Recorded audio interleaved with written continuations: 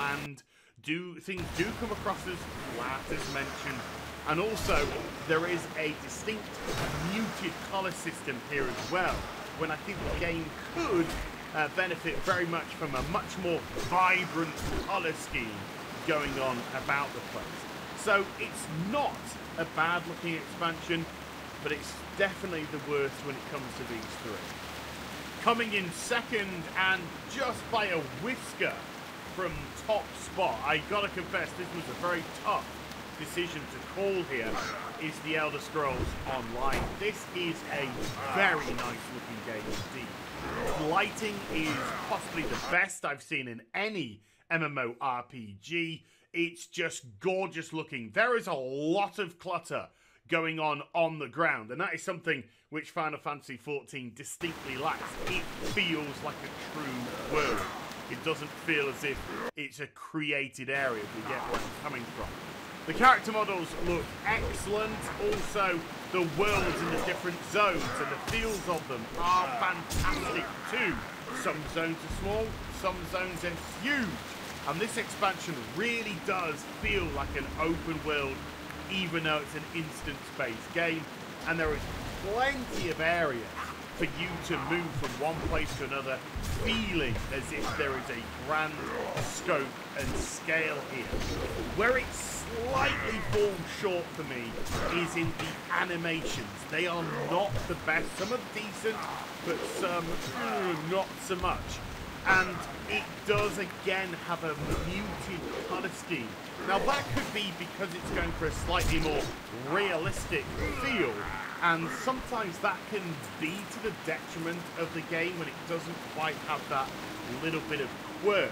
But the colour scheme just feels a bit at times. But as mentioned, this is a beautiful looking game, and we are talking off top spot here. So coming in numero uno for look and feel is the World of Warcraft. There is something distinct about WoW. You can see any screenshot from any area and you'll be able to say, oh, that's the World of Warcraft, because it has its own unique style. With certain other games, you might have to think, oh, is that Elder Scrolls? Is that Final Fantasy XIV? Is that Aeon? Is that... They seem to have sometimes much more of a generic feel that clutters in. Also, the animations in World of Warcraft are second to none. They are the best animations out there. The characters move with a very distinct feel based off what race you are, etc. And that really does give the game some depth there. Also, the colour scheme is so vibrant. The colours absolutely pop out at you. And in recent times, the engine has got better and better in terms of clutter and feel in the outside world, giving it that texture and giving it that depth. Of course, only a couple of years back, we had grass physics come into the game. It's amazing how little things like that can make a big difference to the feel when you're out there. Is WoW perfect? Absolutely not. Not perfect at all. But it is so well done. Each piece of architecture, each single item that is designed, you can really tell the care and attention that the art department have put in to make it absolutely pop. And then you have to look at the armors and such, and the way that they really try and give them a distinct, separate feel from gloves, shoulders, chest, etc., etc. I think WoW is the best looking MMORPG on the marketplace right now. It's distinct, it's unique, it's beautiful, and it's number one.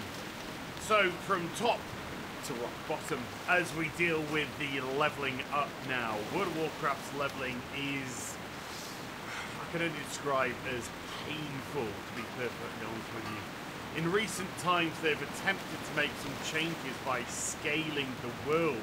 However, there still seems to be plenty of restrictions about where you can go. And for more long-term seasoned players, you are still doing the same thing over and over again in regards to quest lines.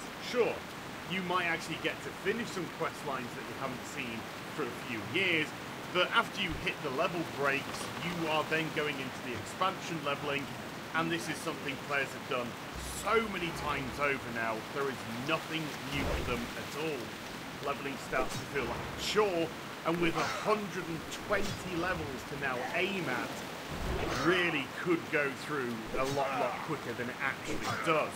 Yep, they brought in the heirloom armor system, which grants you additional experience. However, because it covers so many different pieces of armor now, when you're leveling up, you never seem to get upgrades, or at least it feels that way, and so you feel very stagnant indeed.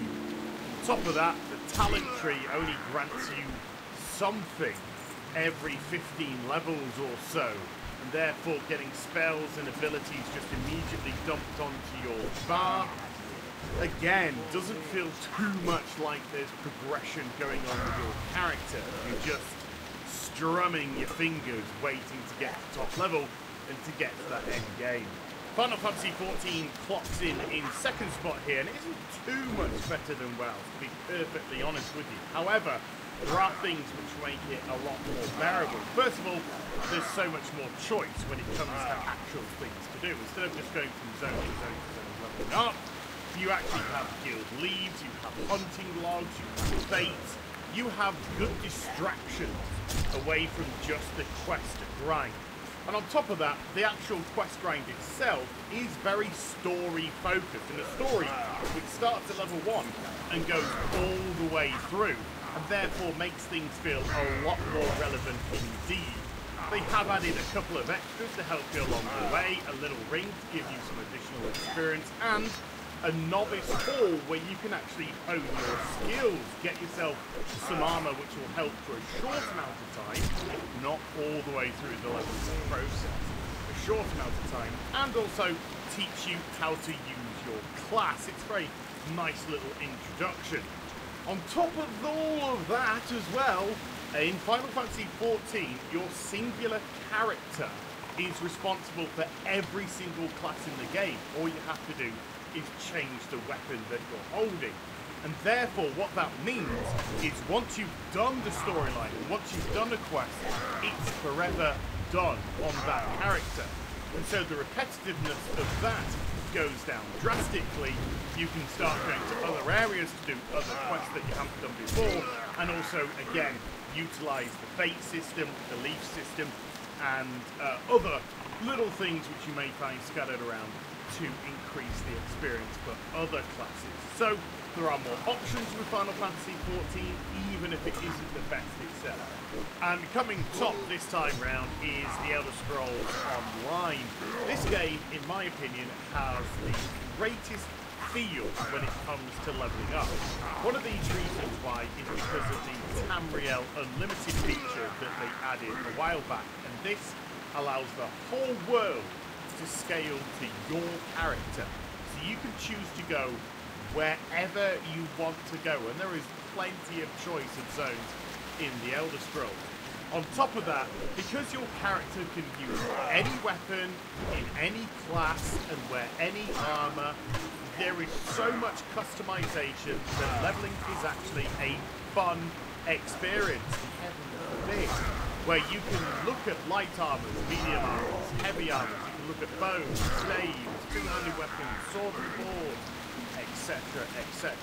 So you can always change and chop your character, and if you want to switch things up, go to a shrine, pay a little bit of gold, have all your points refunded, stick them down another tree, and go for it there. On top of it, you've got your guilds to aim for as well. You've got your other fighting abilities to go for. Lots of variety of choice. And this variety of choice will continue into endgame, as we'll shortly discuss. As well as just doing quests though and choosing the zones that you want to go to, you've also got things like anchors to get involved with, which are just little short fun activities that multiple people can pile on together, and it'll grab you some pretty decent experience as well.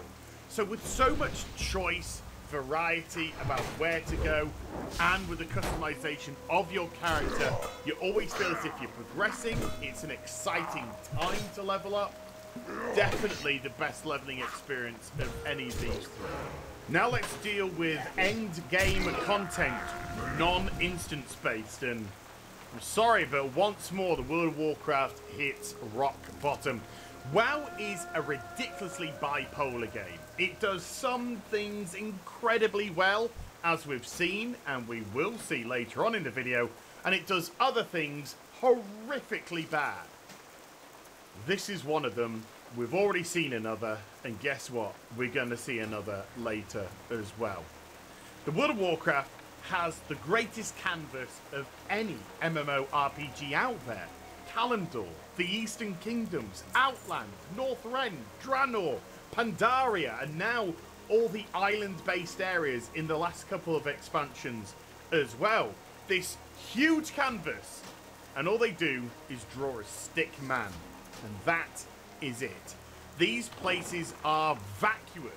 WoW always seems busy, because if you go into the latest metropolis, hub area of whichever expansion it may be, it's always busy.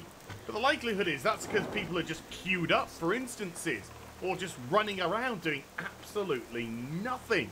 Laps of Dalaran and all that sort of thing.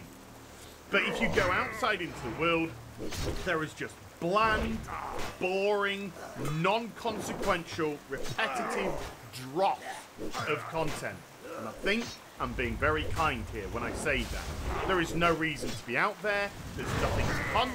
There is nothing to find. There is nothing to explore. There is nothing to discover. There's nothing to get involved with.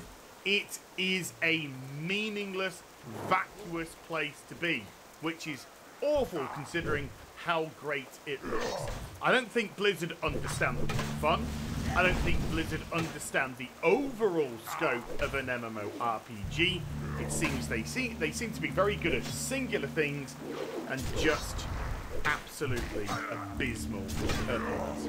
Sandwiched in the middle here is the Elder Scrolls Online, and they've done something rather clever. You see, they have capped their top level at 50, and it hasn't gone any further regardless of expansions that they've released. Instead, once you hit that level 50, you enter the Paragon system, and the Paragon system allows you to go up 780 champions level. Yes. So you feel at top end you have something to now work with. Each time you complete champion level, and they go relatively quickly indeed. We're not talking about leveling up type of levels here. You get yourself a point, which then can be used in the tree once again to increase the power of your character. So your character at end game always feels like it's wanting to progress. And the major strength of the Elder Scrolls Online, of course, is Tamriel Unlimited. Anywhere you go, it scales to you, and therefore encourages you to be out in the world, exploring, finding things, doing these anchors at top level, getting rewards that are scaling to your character at all times, finding treasure chests. All these lovely elements of exploration the game wants people to be out and about discovering. And so with everywhere to go, the world literally your oyster, being out and about in the Elder Scrolls Online is a fantastic experience, even if you're just taking in the view, because you know that you'll soon be rooting around looking for something, or increasing your champions level somehow, or getting on with all the other quests that you left behind, because those quests are now scaling to top level. So you can do not only your faction's quests, but you complete them, you can go and do another faction's quest. You can live the life through another faction without compromising yours. And because there are 3 factions in the Elder Scrolls Online, once you do theirs, you can then get the 3rd faction and repeat it all over again. Very, very good way of experiencing all the content available, but most encouraging, wanting you to be out and about in an incredible world. And coming in top here is Final Fantasy XIV, and rightfully so. I mean, I don't think there's any debate here, to be perfectly honest with you. One of the major strengths of Final Fantasy XIV is it always tries to give players something new. That is their niche. When a new patch rolls around, they want to put something different in. They don't want to just give you more of the same. Sure, there'll be a continuation of the major storyline. Sure, there may be an additional dungeon, and we'll get to dungeons and raids later on, don't fret. But there'll always be a piece of content that they want to bring you that is just different from anything else. And that is its major strength. So when the game expands and expands and expands, it's actually giving the player more and more choice about what to do at the top level. Do you go into the profession system, the crafting system? We'll deal with that very soon indeed.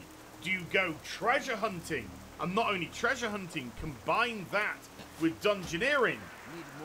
We'll go into that later on. There's lots of things which lead to other areas with Final Fantasy XIV, and that is one thing that is so good about it, so solid about it. You can be in a town, you can be in your hub, and you can just think to yourself, what should I get on with? As opposed to, what have I got to do? And that's a really nice feeling to have. Sometimes you're just spoiled for choice. And that's a beauty, because Final Fantasy XIV is also telling the player, hey, you've got loads of things that you can be getting on with, but if you want to focus on them, sure, they're going to take some of your time up. And what that means is, it's saying we're not trying to be a jack of all trades and master of none. Focus on something for a bit. And then once you're maybe hit bored, or maybe you've focused it on, long enough, you've got other things waiting for you. Not everything has to be done immediately. And yes, that is a stab at the World of Warcraft. Not everything has to be done straight away. You can pick and choose content as you see fit, as you wish. Combat orientated, non-combat orientated, explorative. Final Fantasy XIV has a great array of external, non-instance-based endgame content. An important aspect of MMORPGs is the crafting system. No guesses for who comes in rock bottom here. Yeah, the World of Warcraft's profession system is, well, nothing short of a joke. It's the kindest thing that I can actually say. It's over the years eroded into complete and utter irrelevance. You might get a very specific use out of it for a very short time, and that's about it. There's really nothing to it. It's a complete afterthought. No much more to say. Rock bottom and rock bottom by a country mile. Coming in second is the Elder Scrolls Online, and let me just say, for nothing, it's way above World of Warcraft, but Final Fantasies is going to be right up here. I'll just give you some advance warning. The Elder Scrolls crafting system is very satisfying indeed. The only frustration with it is just when it starts to be getting good, it comes to an end. And that's a little bit of a letdown. You can go all around the world and find lovely little snippets that have sets, and you can craft these sets and make them very specific to your character. Because there are so many variants on the sets, you can actually get multiple stamina ones, multiple magic ones, multiple health ones. And so if you're the healer, DPS, spellcaster DPS, mana user DPS, stamina user DPS, put it this way, with the amount of customization that really goes on with your character in the Elder Scrolls Online, it works very synergistically with that. You can go up to your champion level 160 with crafting. I really wish they would up that, because just as it was getting good, it seemed to come frustratingly to an end. But with lots of depth of choice, loads of different styles of what you can actually craft, you can really customize yourself some pretty funky things. On top of that, it also makes the outside world, as we've also mentioned, very, very relevant, because you're constantly looking for crafting pieces, you're constantly looking to gather those resources as well, and so that encourages much more exploration while you're out there. They all work together very nicely indeed. And way, way, way above all of these is Final Fantasy XIV. My God, The crafting system in this game is just sublime. It is an MMO RPG fantasy come to life, because Final Fantasy XIV treats professions as seriously as a combat class. If you pick a certain profession, you have to dress accordingly. You can get yourself pieces of gear which will add to the crafting elements of it, or the gathering elements of it. Yes, the gathering system is also treated with as much respect as the crafting system itself. And this really leads to some huge in-depth crafting for gear that you can wear, gear that is going to be comparable at top level, so you're not forced to dungeoneer and you're not forced to just raid. You can get pieces of armor crafted to a high quality, because you can get normal stuff and also aim to get high quality stuff, which adds stats, makes it even more appealing. On top of that, you can use your profession system to make buckets of cash. It is a wonderful money-making machine. But as the whole world always says, to make money, you've got to invest money, and that's exactly what you have to do in this system. Very costly indeed to get your professions up to a high level, but the rewards once they're there are going to be exponential. On top of it all, it's fun. The actual crafting system itself is a delight. It's so nuanced and in depth that you actually enjoy the crafting procedure. And getting that successful high quality item is so much of a reward within itself. And on top of which, you can look well dapper in it too.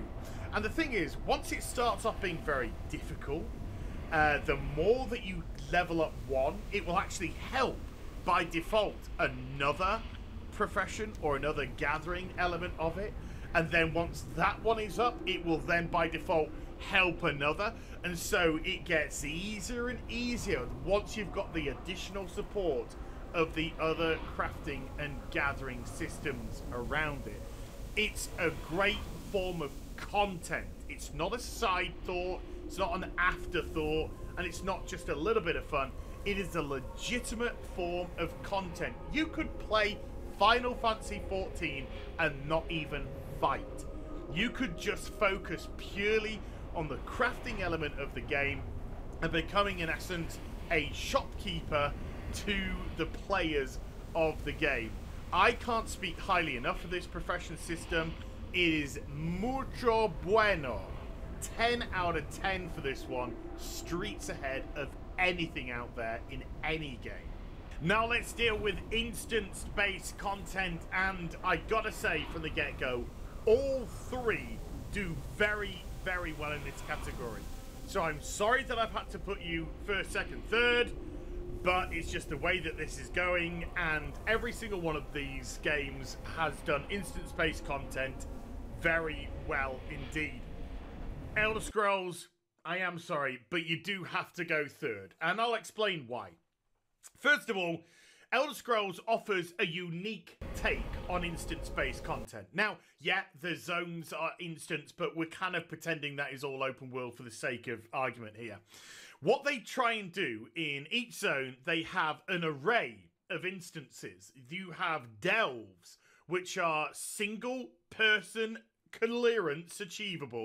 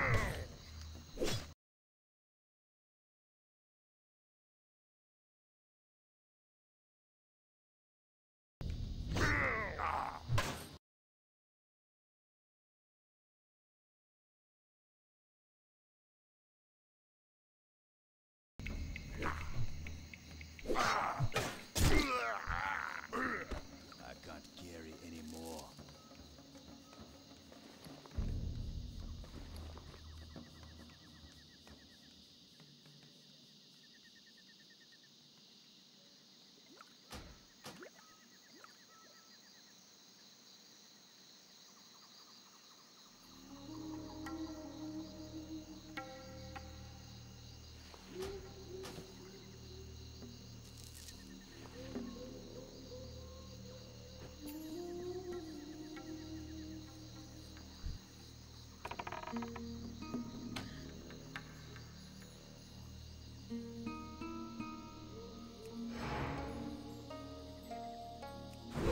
rage.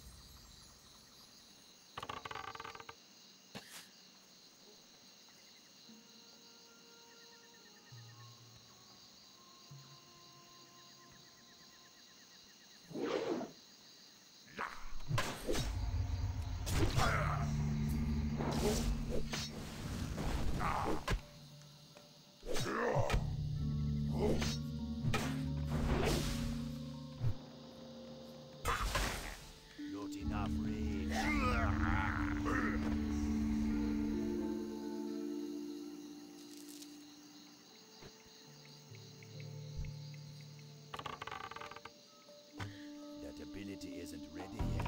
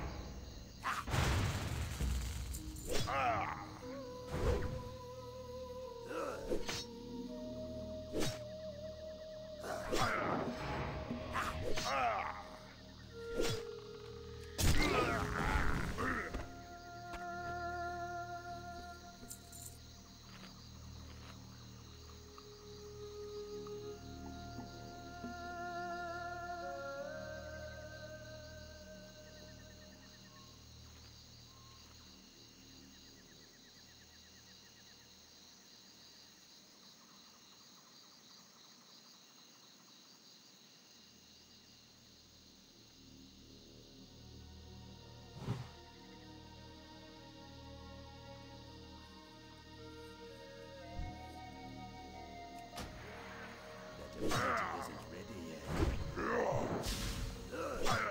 Need more rage.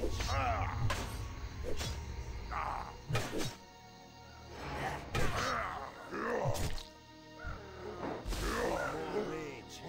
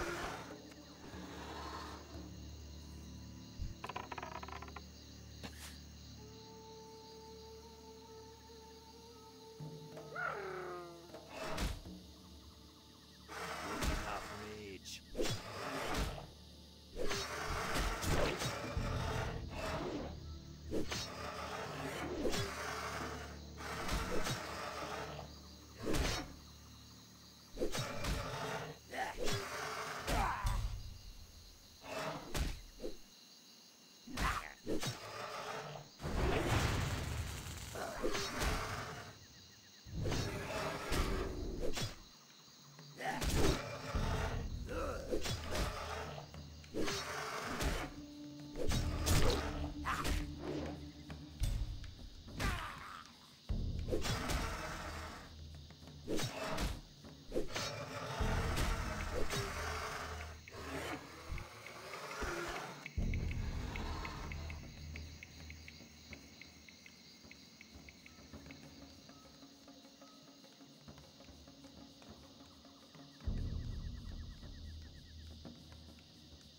too far away. I need to get closer.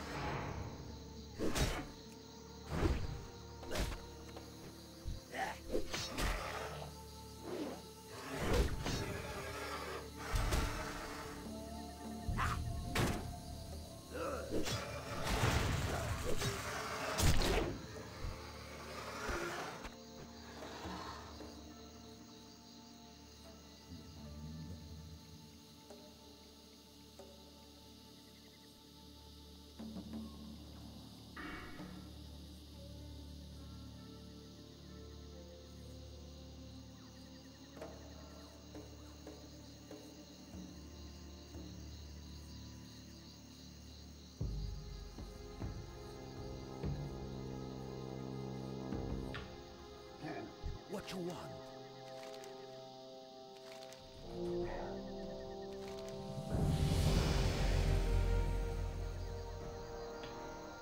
Be sealed. Who you be?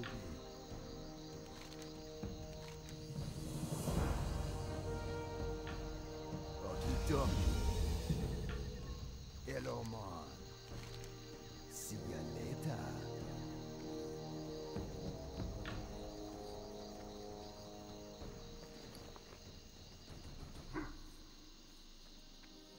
Sug-sug.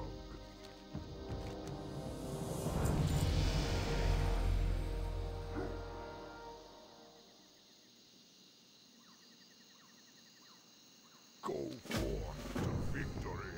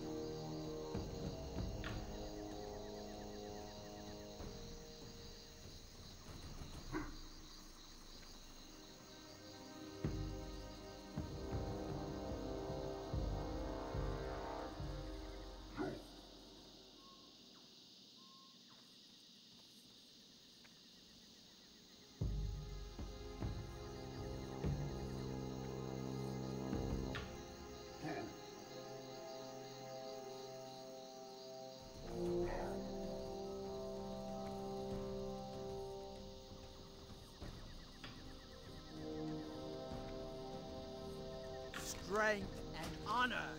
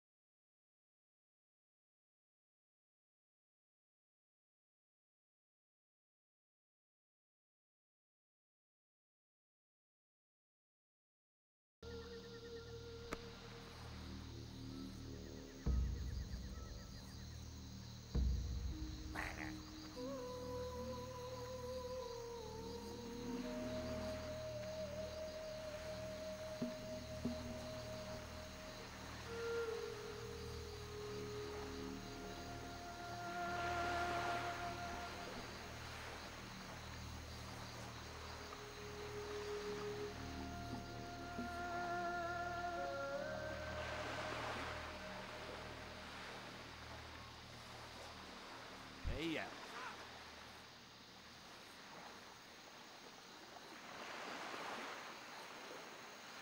Hello. Yeah, what do you want? Time is money, friend. Hey, yeah. What's up?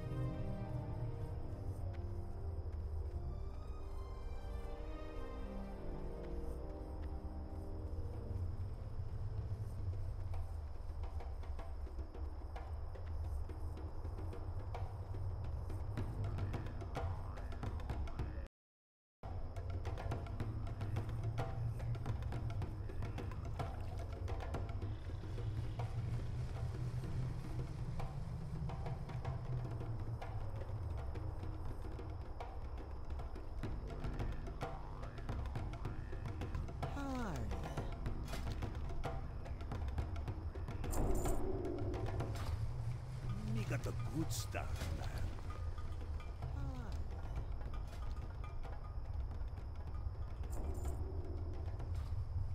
Me got the good stuff, man.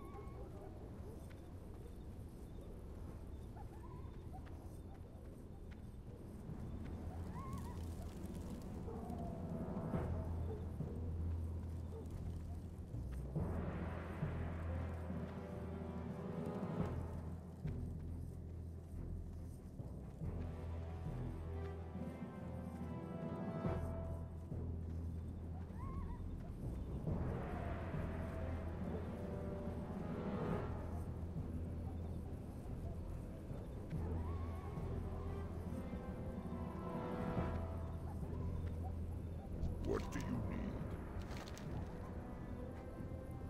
Strength.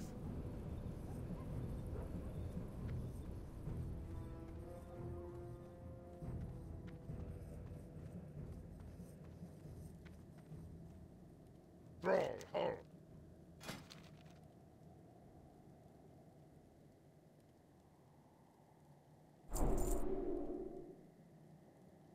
For the Horde.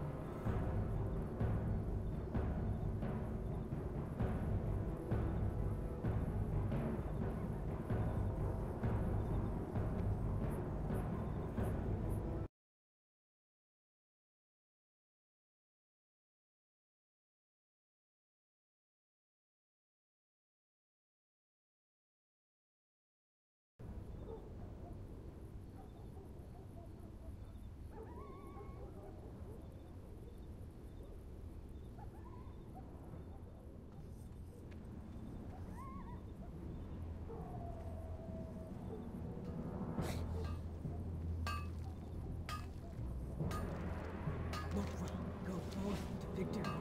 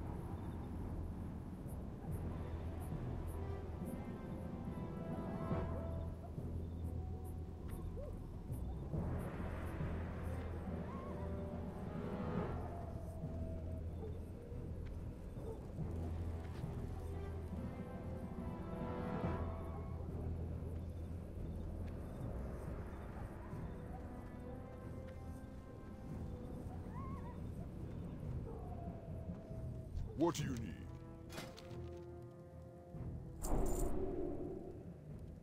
May your blades never dull.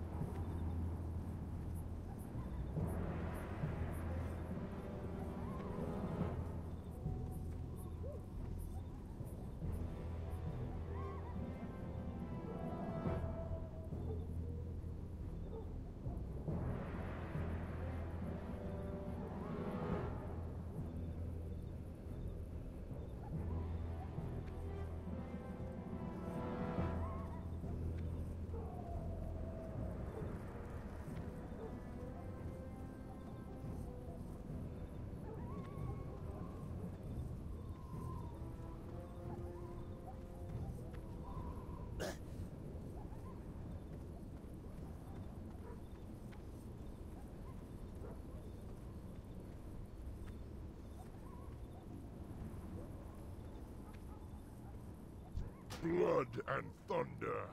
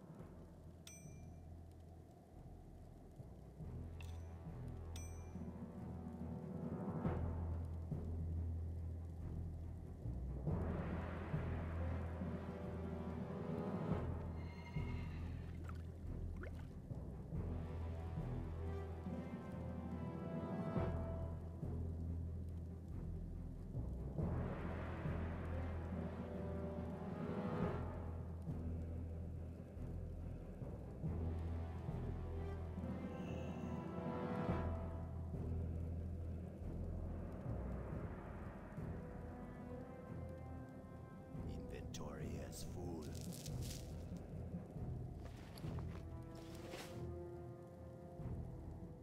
What can I help you with?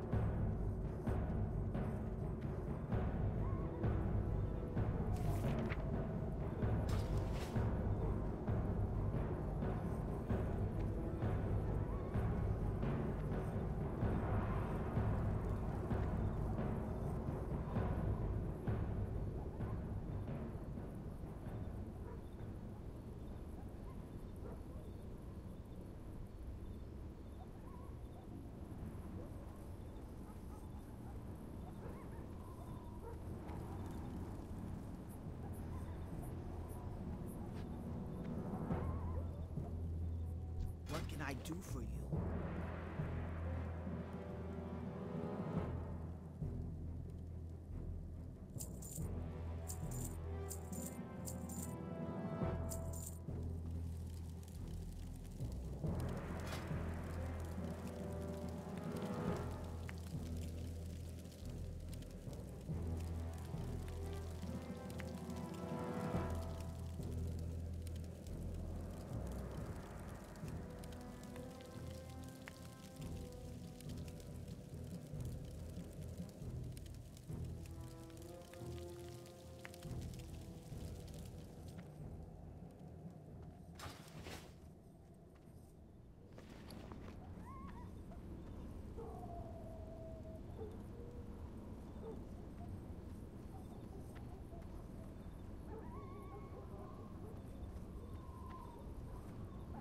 Loktar.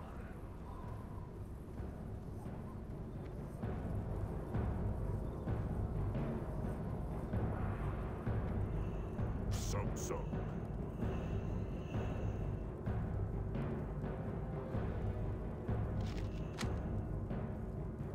Dab.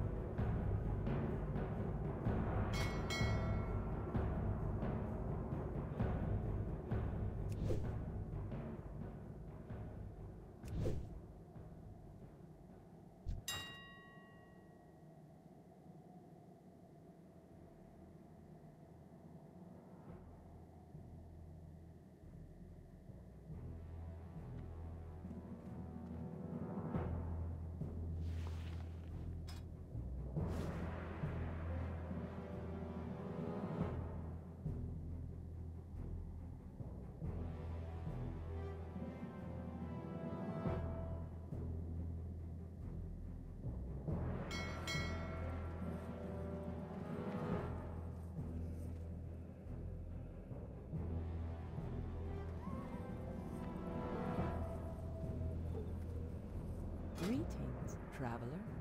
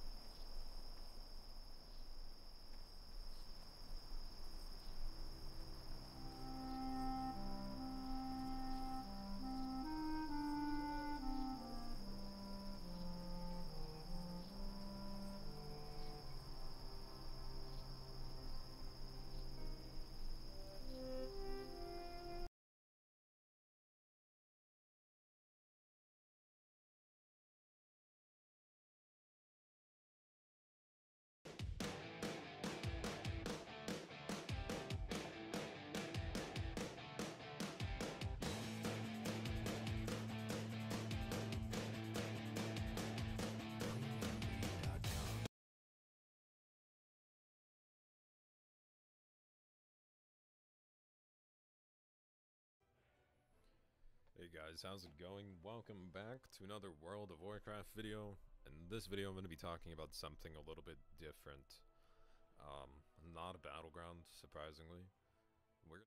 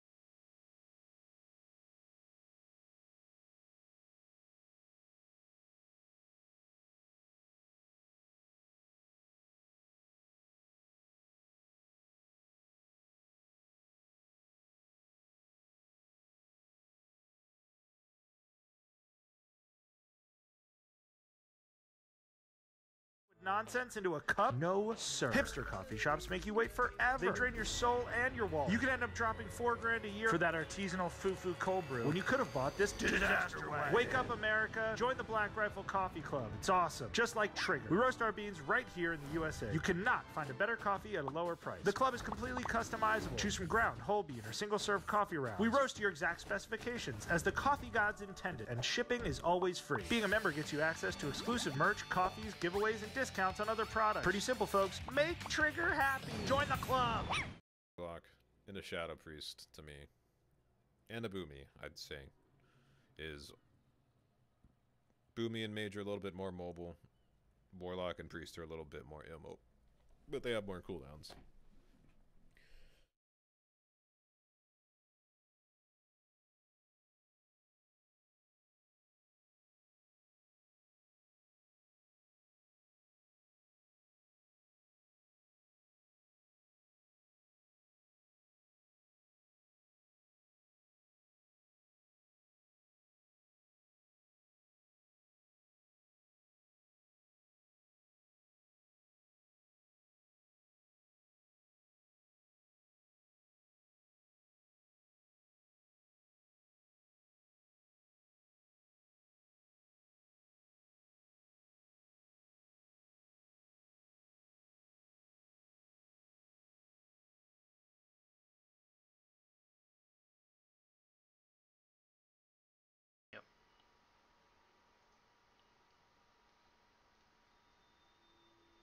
If you want proof, I'll kind of show you guys.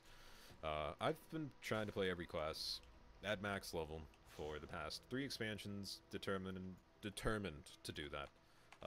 And then Miss Pandaria, I was just, like, I tried to, but I don't think I got it. I think I got really close, actually, but...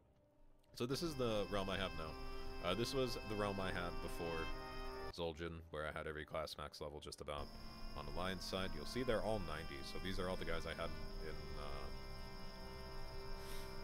back in Mob, and then I progressed all these guys through Ord to Draenor, and then this is where I switched to Horde, and that's when I started making Horde tunes. But all these guys, I mean, they were on max level in Ord to Draenor, or Miss Pandaria, sorry. And, yeah, that's that. I did have a Hunter on Kel'Thuzad too. I mean, I could go through my tune list all day, but, I've played many expansions, but the point is, I feel like it's just been a long time since classes just had a huge change. And it, like, basic playstyle. And the reason I loved Wrath of Lich King, or you know, Burning Crusade, is because the new abilities that they'd introduce, say Frostfire Bolt, or Ice Lance, or Deep Freeze, or Black Arrow, Chimera Shot, all these talents, Steady Shot, all these things that were introduced that were new abilities, I'd say directly impacted the core rotation, and I guess gave an aspect of uniqueness to every class, and spec in general. I think what makes classes feel the same, really, is the fact that there's no talent trees anymore, no customization. Say I make a Warlock on one server, log in on another Warlock on another server. The only thing that's going to make those 2 Warlocks different, if they are the same spec, since there's no talent trees, are the talent choices that I use right now, which are, I don't agree with the talent. I wouldn't call what we have right now a talent tree. I wouldn't at all. But what talent I take currently, and then the stats I have. Everything else will be the same. I mean, get them the same gear, I guess they'll be the same, but... I don't know. There's so much that goes into World of Warcraft. It's so hard for Blizzard to fix, too. Like, I'd say Blizzard isn't sincerely trying to fix the problems, but others would disagree.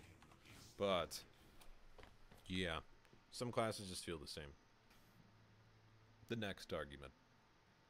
It's the same expansion as Legion, but with a different skin and different zones, but with less features. And of course, there's going to be more features rolled out as the expansion progresses for BFA. Point in case would be honor-bound invasions that are going to be happening in 8.1, where they kind of work like the Legion invasions. It sounds familiar, right? I mean, we had the same thing in Legion. sounds like they just threw it out. It's out there again, one patch early. Because they don't have anything else to throw out there. So, I do think BFA for the most part is probably going to be the same thing as Legion, with a little bit less features. There's Island Expeditions, but those suck. I'm not even going to touch those ever. Raids, Mythics, Arena. It's the go-to. And there's the World Quest. Woo, I love World Quest. And then, I guess this World Quests do fall into the next category a little bit. Only the current world is relevant, never the old world. Feels bad. The game is called World of Warcraft, correct? It's called World of Warcraft. But, I'm never in this world. I'm almost never in this world. I'm never in this world. I'm never in this world.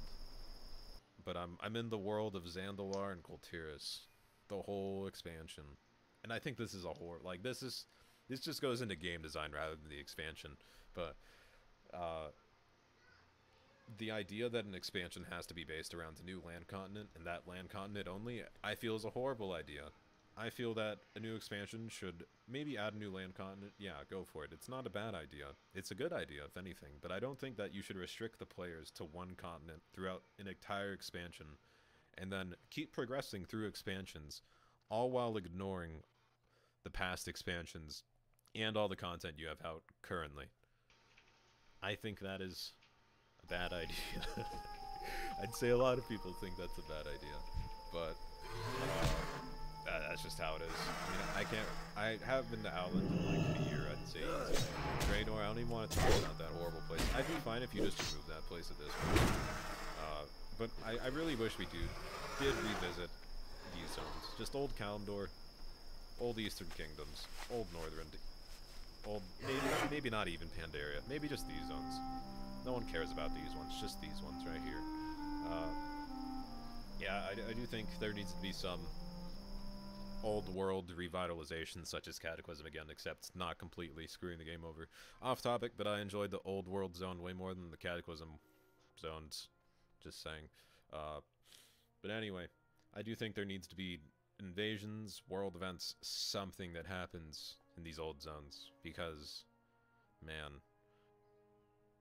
it is something. I don't know. I do miss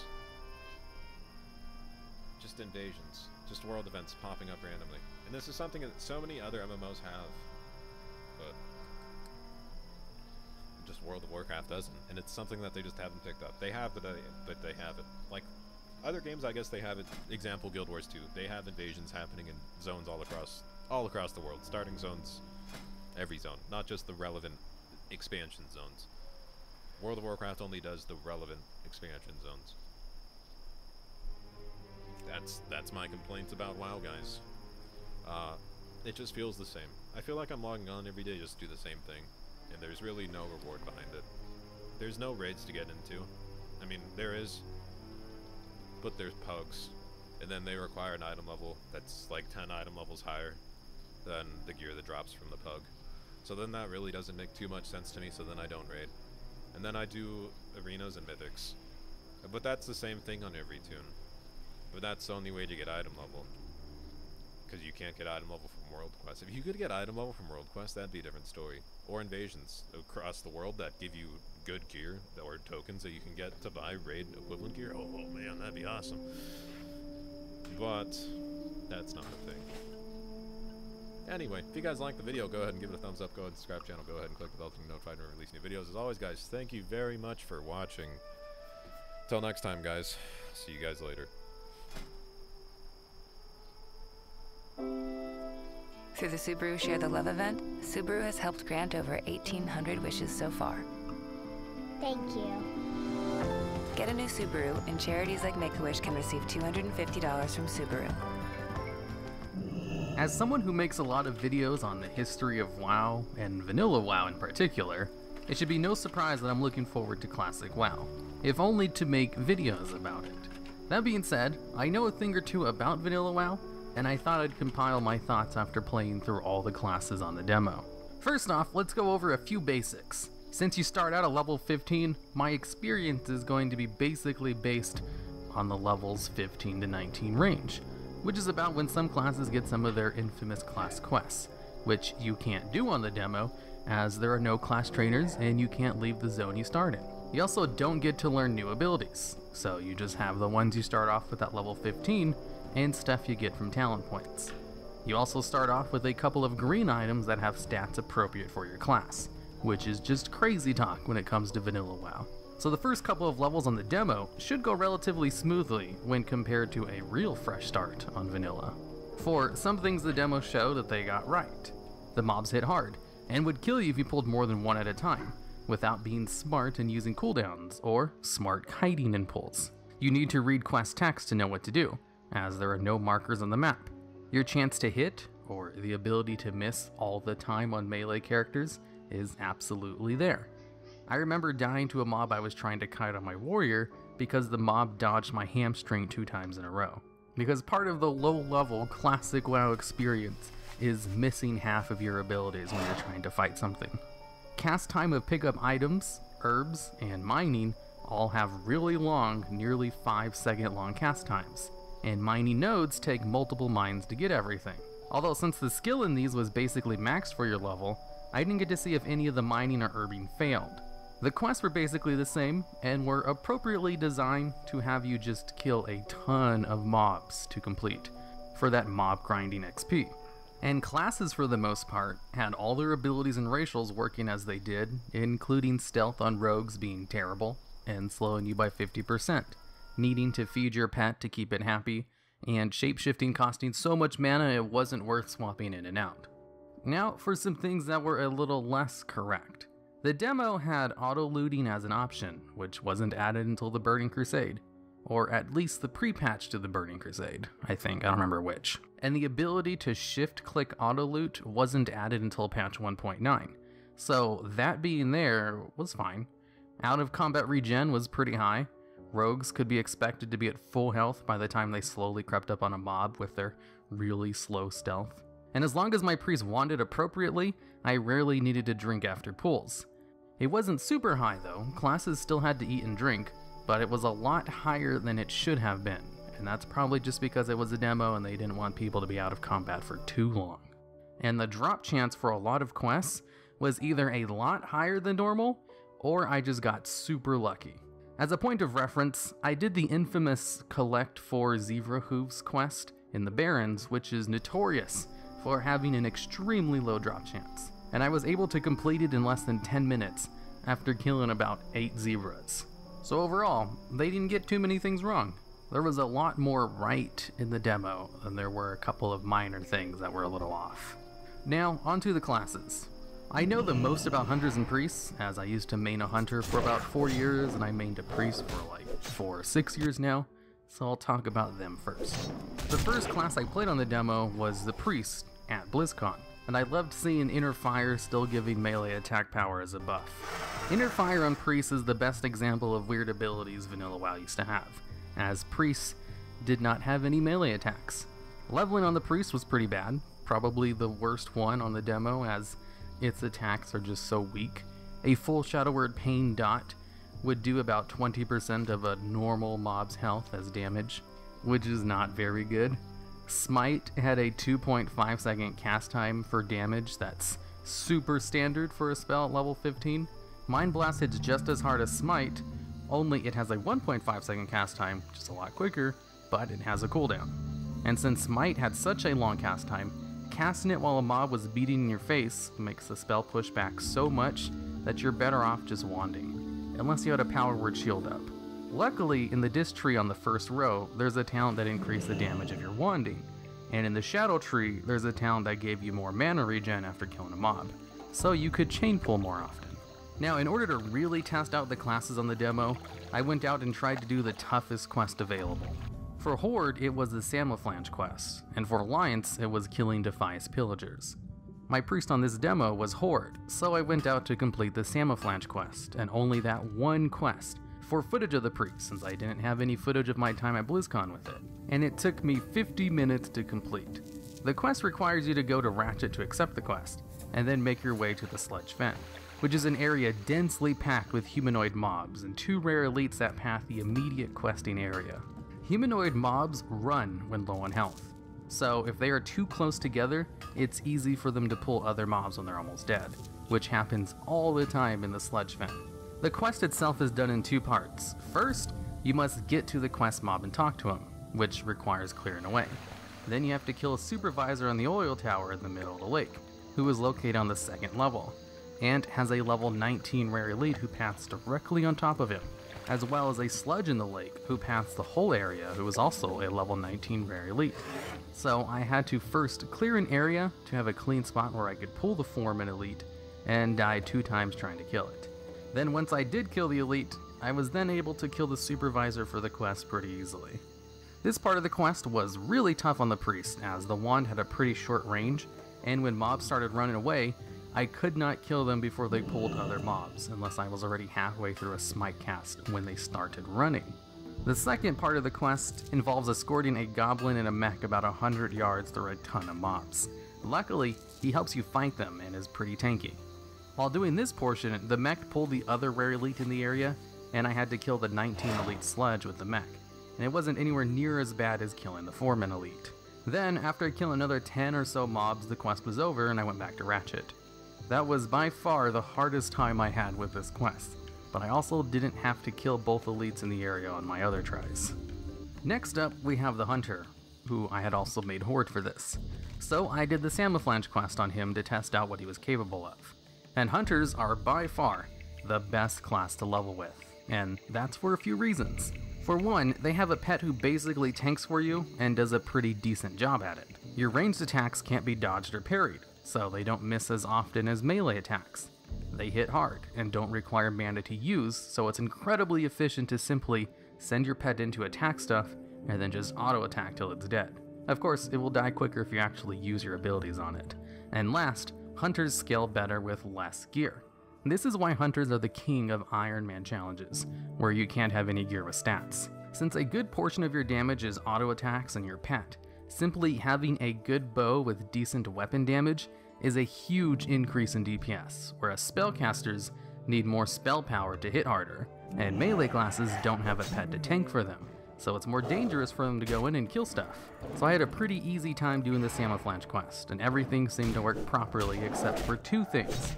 You couldn't actually tame a new pet if you put your old pet in the stables. The stable feature just wasn't working, so I had to dismiss it in order to capture another pet. And 2, the defensive stance action on the pet worked like the live version of defensive stance, instead of its vanilla.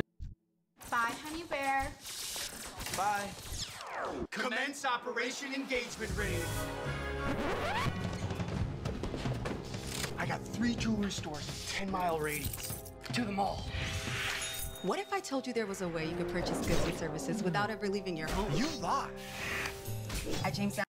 Vanilla version, which just meant you had to send your pet in to attack things manually, otherwise it would just wait until you got hit before doing anything, as aggressive stance and passive stance aren't really worth using while leveling up. Now, just a quick story about Hunters from when I was at BlizzCon. While I was trying out the demo, there was this lady who sat next to me with her friends who tried out a Hunter, and within the first 5 minutes of playing, managed to unequip her ammo while trying to move her bow into her main hand slot, and then couldn't figure out why her ranged abilities weren't working, to which she thought it was because she couldn't equip her bow into her main hand slot, which is not something you do in vanilla. Ranged weapons have their own slot, but on live versions of the game, your ranged weapon goes into your main hand, so that's where the confusion came from.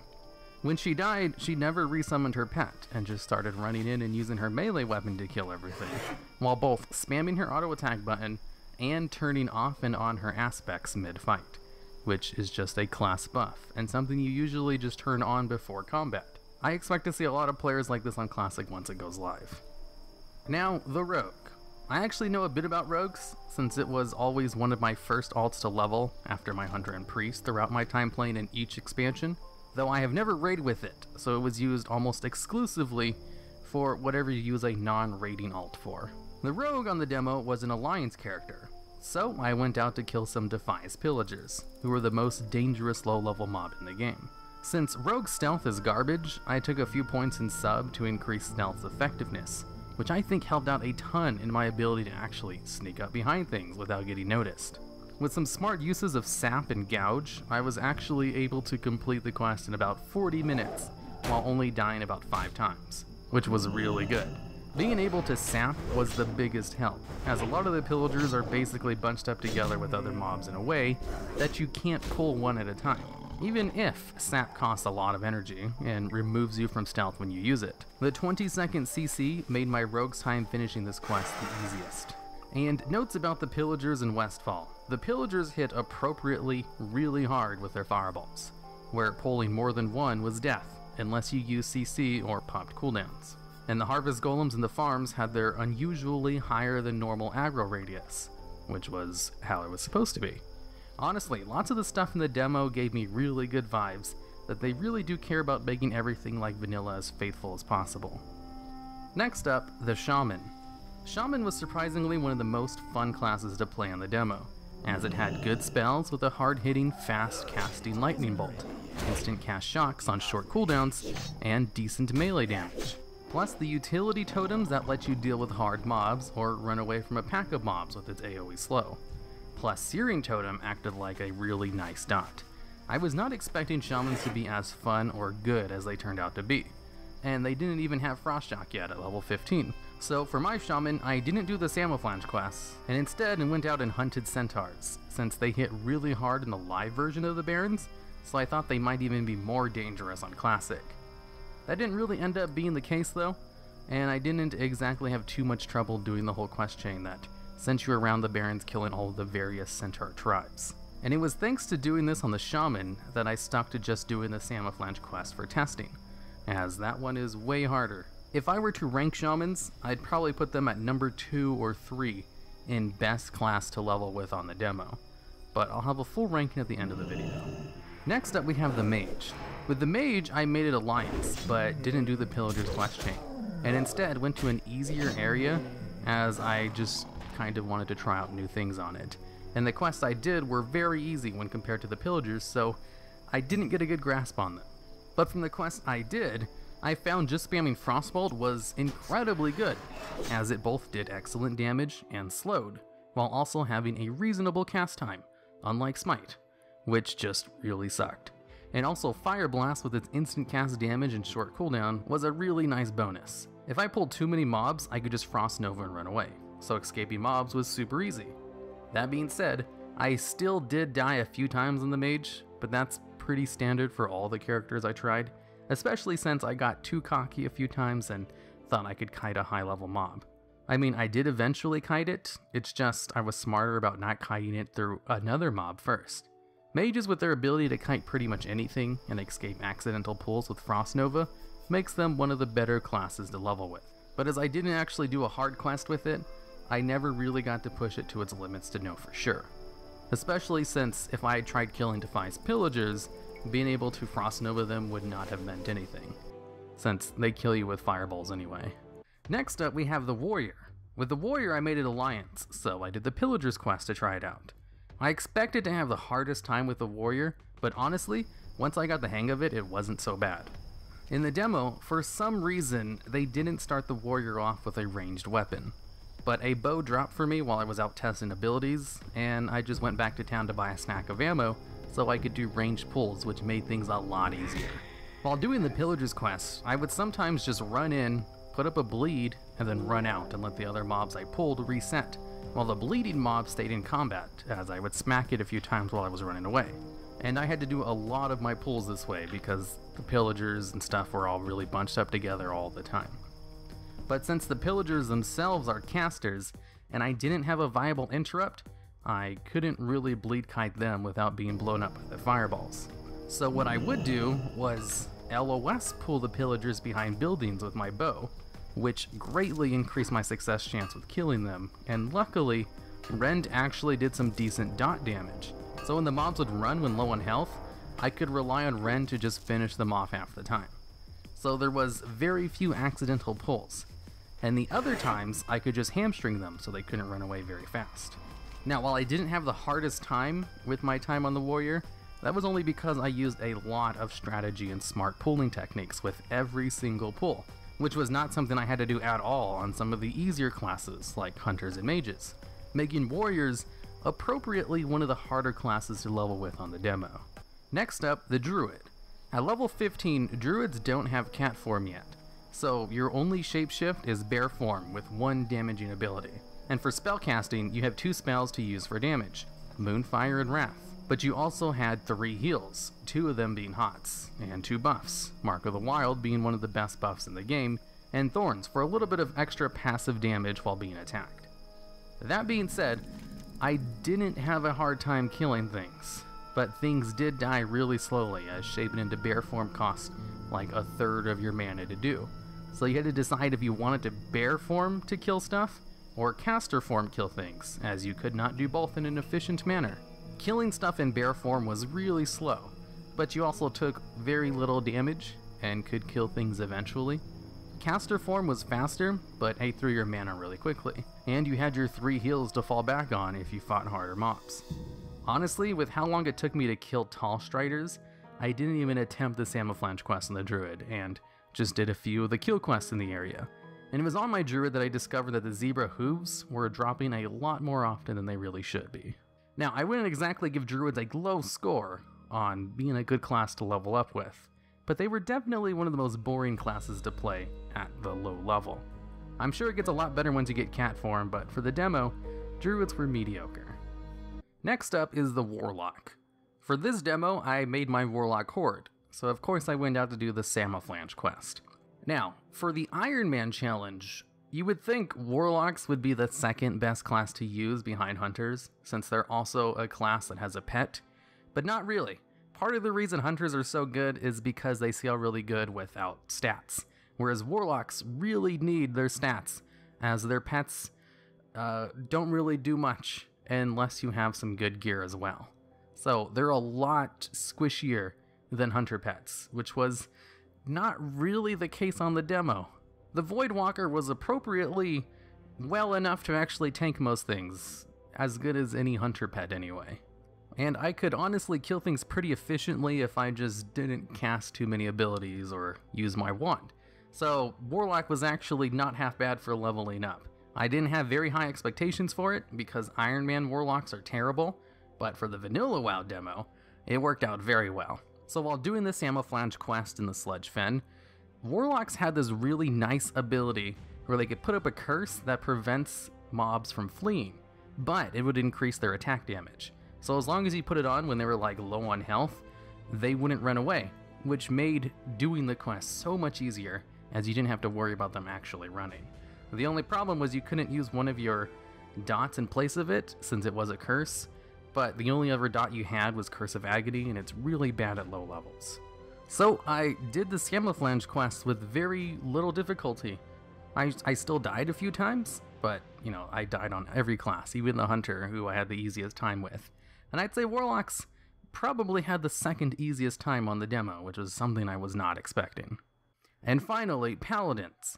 I can't really decide which one was worse to level, Paladins or Priests. I think Paladins were a little bit more terrible, as at least Priests had options for attacking, even if they weren't very good. Paladins spent a majority of their time auto-attacking. The seal system for Pallies worked different in Vanilla WoW, where you used it, and it was a short-term buff, and then you could use Judgment to consume the seal for a unique effect. And then you had to recast the seal afterwards, and then they would just give you bonus damage to your auto-attacks in some way, shape, or form, like faster attack speed or extra holy damage with every hit. You basically had to auto-attack everything, but at least a single holy light could heal you basically back to full health. And Divine Shield was an option for running away in case you pulled too many mobs. The Paladin was too bad and slow at killing normal mobs, so I didn't attempt the Pillager's quest despite the fact that I made an alliance, and went to kill gnolls instead. And in a way, this was also pretty difficult, and I died more than a few. Okay, Kevin, USAA Bank is here to help you stay on track. Budget's looking good. Fair for a fill-up? And green light some beef jerky, too. Thanks, Chief. USAA Bank helps you stay a step ahead. Find help at every turn. Yeah! With USAA Bank. A few times accidentally pulling more than one gnoll, who were all packed in very close together. Overall, Pallies were really bad at this level. And now for the final rankings. for all of the 9 classes in the demo. First up, we have Hunters at number 1. That was pretty obvious. I kind of compared everything to Hunters, even the Warlock, which I put at number 2. Warlocks were definitely the second best, as the 2 pet classes were pretty good. And also, Warlocks had the ability that prevented mobs from fleeing, which made accidental pulls almost non-existent, which was incredibly helpful for not dying a whole bunch. I'd probably say Rogues were the 3rd best class, at this level anyway, because Sap was just so useful at not pulling more than 1 mob at a time, which is basically the meta game of vanilla WoW leveling, is trying not to pull more than 1 mob.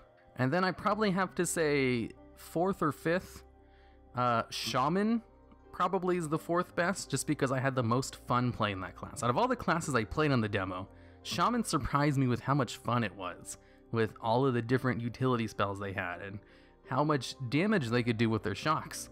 Like, I wasn't expecting the Shaman to be able to kill stuff as quickly as he did, despite the fact that I didn't even have Frost Shock yet, which was supposed to be really overpowered in vanilla. But Earth Shock was hitting super hard on its own. It was hitting harder than, like, a hard casted Smite on my Priest, which had a 2.5 second cast time. And Earth Shock had instant cast, 6 second cooldown, and was hitting harder. That was really great, especially its utility totems. Like, there were a couple times where I pulled more than 1 mob, and I just dropped down my Earthbind totem, I think. One of the slowing totems, I could just run away, and it just AoE slowed everyone. I was like, that is super convenient. I died probably the least amount of times on my Shaman. But that could also be because I didn't actually do the Samoflange quest or the Defies Pillagers quest, because both of those quests are much harder than the quest I did on my Shaman. The Mage, I'd probably say, is 5th or 4th.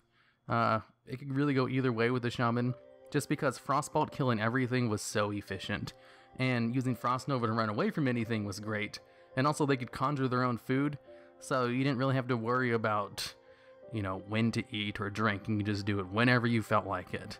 So there wasn't that much downtime, since I could, like, continuously just top myself off. And then at 6, I'd probably say Warrior was the best, just because I had a really easy time with it when I was expecting it to be one of the hardest. And that's because I was using a lot of strategy and smart poolings with it. If I just, like, ran in and played it like an average player would, I'd probably put him further down on the list as being a lot harder. But since I personally had a very successful time with it, I'm probably going to put it a little bit higher spot than someone else would probably. And then after the Warrior, I'll say Druid at number 7. Druid was perfectly fine, it was just kind of boring. It really needs more abilities to be more efficient, so if the demo was at a higher level, Druid would probably be higher on the list. And now for the last 2, the numbers 8 and 9 spot. Pallies, I'll probably give that number 8. I mean, like, you killed stuff really slowly on the Pally, but there were some really good escape options with Divine Shield, and your one-time use of Lay on Hands, since Lay on Hands in vanilla WoW had a 1-hour cooldown, so you did have some options for running away if you did pull too many mobs. And when you did kill mobs, you could kill them in a decent amount of time. It's just, you weren't really pushing too many buttons with it, since most of it was auto-attacking. And that would probably put Priest in last place at number 9, mainly because Priest didn't really have those really good defensive options that the Paladin had. You had Psychic Scream, and that was about it. And on the demo, Psychic Scream only worked on 3 targets and could be resisted real easily. And hard casting on the Priest with Smite was just really bad. That was probably like the worst spell when compared to all of the other filler spells the other classes had. But then, they did have Wanding, which was not half bad actually. I mean, it hit for like nothing because the wand they start you off with, it was okay. It was honestly not half bad. It's just wands don't do very much damage, and I didn't really spec into full wand damage, only a little bit. And I probably would have had a better time if I had just gotten full 25% more wand damage, considering how much I was using it. So, basically using wand as much as I did on the Priest, it was almost like auto-attacking like what the Paladin was doing. But I think the Paladin at least had better defensive capabilities for running away. Kind of, like there were a couple of times where I tried to run away with Divine Shield and they still caught up to me after it ended. So, final thoughts on the demo. It was a lot of fun. So a lot of the things were pretty faithful. I already listed a lot of the things that weren't as faithful, but it was honestly pretty light. Pretty much everything in there was a really good vanilla WoW experience. So I have high hopes for Classic WoW when it comes out.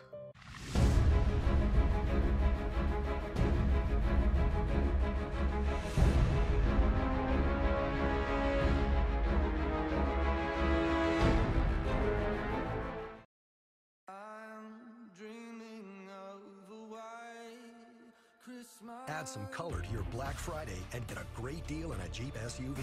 The best-selling SUV brand. Great deals going on all month at the Jeep Black Friday sales event. At this point in the expansion, everyone has their main geared out and has at least seen the current raid in some way, shape, or form. And for a lot of players, it can seem like they're just waiting for the next raid tier to come out. So what is there to even do in the game besides raiding and PvP? This list will try its best to show you what other people do in WoW besides endlessly trying to gear up. You'd be surprised how many people love the game and rarely step foot into non-LFR raids or PvP. At number 10, we'll start light with secret finding. With Legion, Blizzard has been adding in really hard to figure out puzzles that ultimately end up rewarding a mount or pet. And the process of getting them usually takes a huge community effort, and once it's finally figured out, YouTubers race to get out their guide first, so other players have a much easier time of hunting down the new secrets as well. Take the secret pet Baal, for example. In order to obtain one, you first need to get the secret Draenei child Una from Legion, or have a friend with the secret pet. Then you have to go on a cross-continental journey between Zandalar and Kul Tiras, going in secret caves looking for pebbles that are also hidden around these caves, in different spots each. Once you collect all 13 stones, you can then go to Frostfire Ridge, where Baal will appear, and you have to beat it in a pet battle to obtain it. And as long as you have Una, or someone else has it nearby, you should be able to beat it no problem. And since getting all 13 stones, even if you know exactly where they are at from guides, can take a few hours. And some of the other secrets involve more complicated stuff, like completing mazes or buying old items to get past traps. But there is a limited amount of these to actually do, so it's not something that can really occupy your time as much as the other items on this list, even if there are also a plethora of other, less time-consuming secret items you can obtain as well. At number 9, we've got low-level twinking. Twinking used to be a lot more popular back in the day before WoW let you get XP from basically everything, but it's still a thing in the modern game too, as there is an NPC in your faction's major city that can turn off your XP gains. Now, I'm no expert on twinking, but there are 3 major categories for twinking that I know of. PvP twinking, where players will get to the 9th level of a bracket, like level 19 for example, and then gear themselves out with the best possible gear at that level, and then go into Battlegrounds. But since Blizzard changed the rules of queuing for BGs, that only people with XP turned off will face other people with XP turned off, you can't go into a normal battleground and destroy the quest-geared players unless you turn your XP back on. And that most popular form of twinking has died down, but it is still in the game. Then there's Herald of the Titans twinking, where players stop leveling at 80 and try to get the best gear possible under eye level 100 in order to complete the achievement Herald of the Titans, which requires a raid group to defeat Algalon the Observer at level 80, with no one in the raid having a piece of gear with an item level of 100 or higher. The achievement rewards you a title, so some guilds like to put alts together to attempt it, and sometimes other low-level raid content is run at level, like the whole Project 60 and 70 things. And new to Legion, there is Island Expedition farming, where you stop XP on a character at around 110 to 115, so that your character can use its Legion legendaries and better farm island expeditions for its rewards. Now, like I said before, twinking isn't as popular as it used to be, but it is still done, and the other items on this list, as the list progresses, will be showing things that are much more popular or done on a larger scale. Number 8, playing the auction house. The auction house in WoW is like a mini economics game of buying cheap materials in order to turn them into products that can be sold for a profit, and was my favorite thing to do in WoW back in Cataclysm. I'll have most of you know that my first ever venture into making WoW content was not making YouTube videos, It was actually keeping a gold making blog. Because you see, there are so many intricate ways to make gold by playing the auction house that I would go through other gold guides like crazy and try out all of their techniques. And I thought I had some neat little discoveries that I'd like to share as well.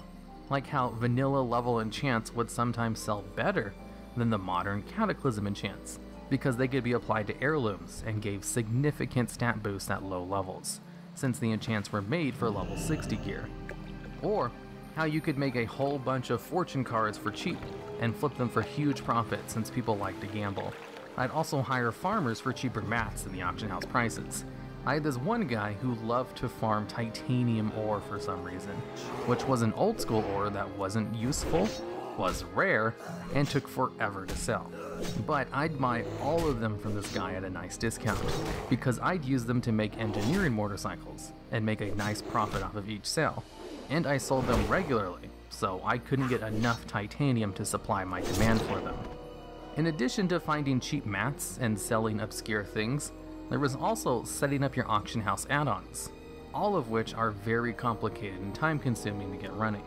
Getting all of your professions on all of your characters maxed out, as well as getting reps needed for some recipes.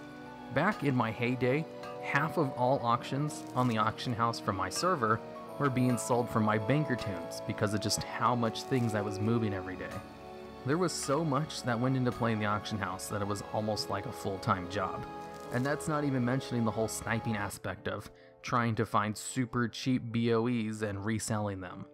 I made so much from selling profession materials that I didn't bother with that.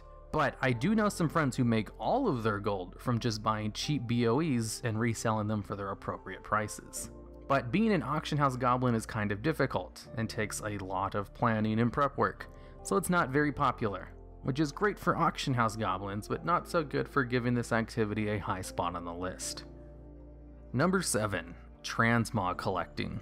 I had a fellow auction house goblin who made a killing selling transmog gear, since he knew which pieces were rare, and would buy them out from people who didn't know that their random green item they got from a mob while questing was actually worth 50k gold.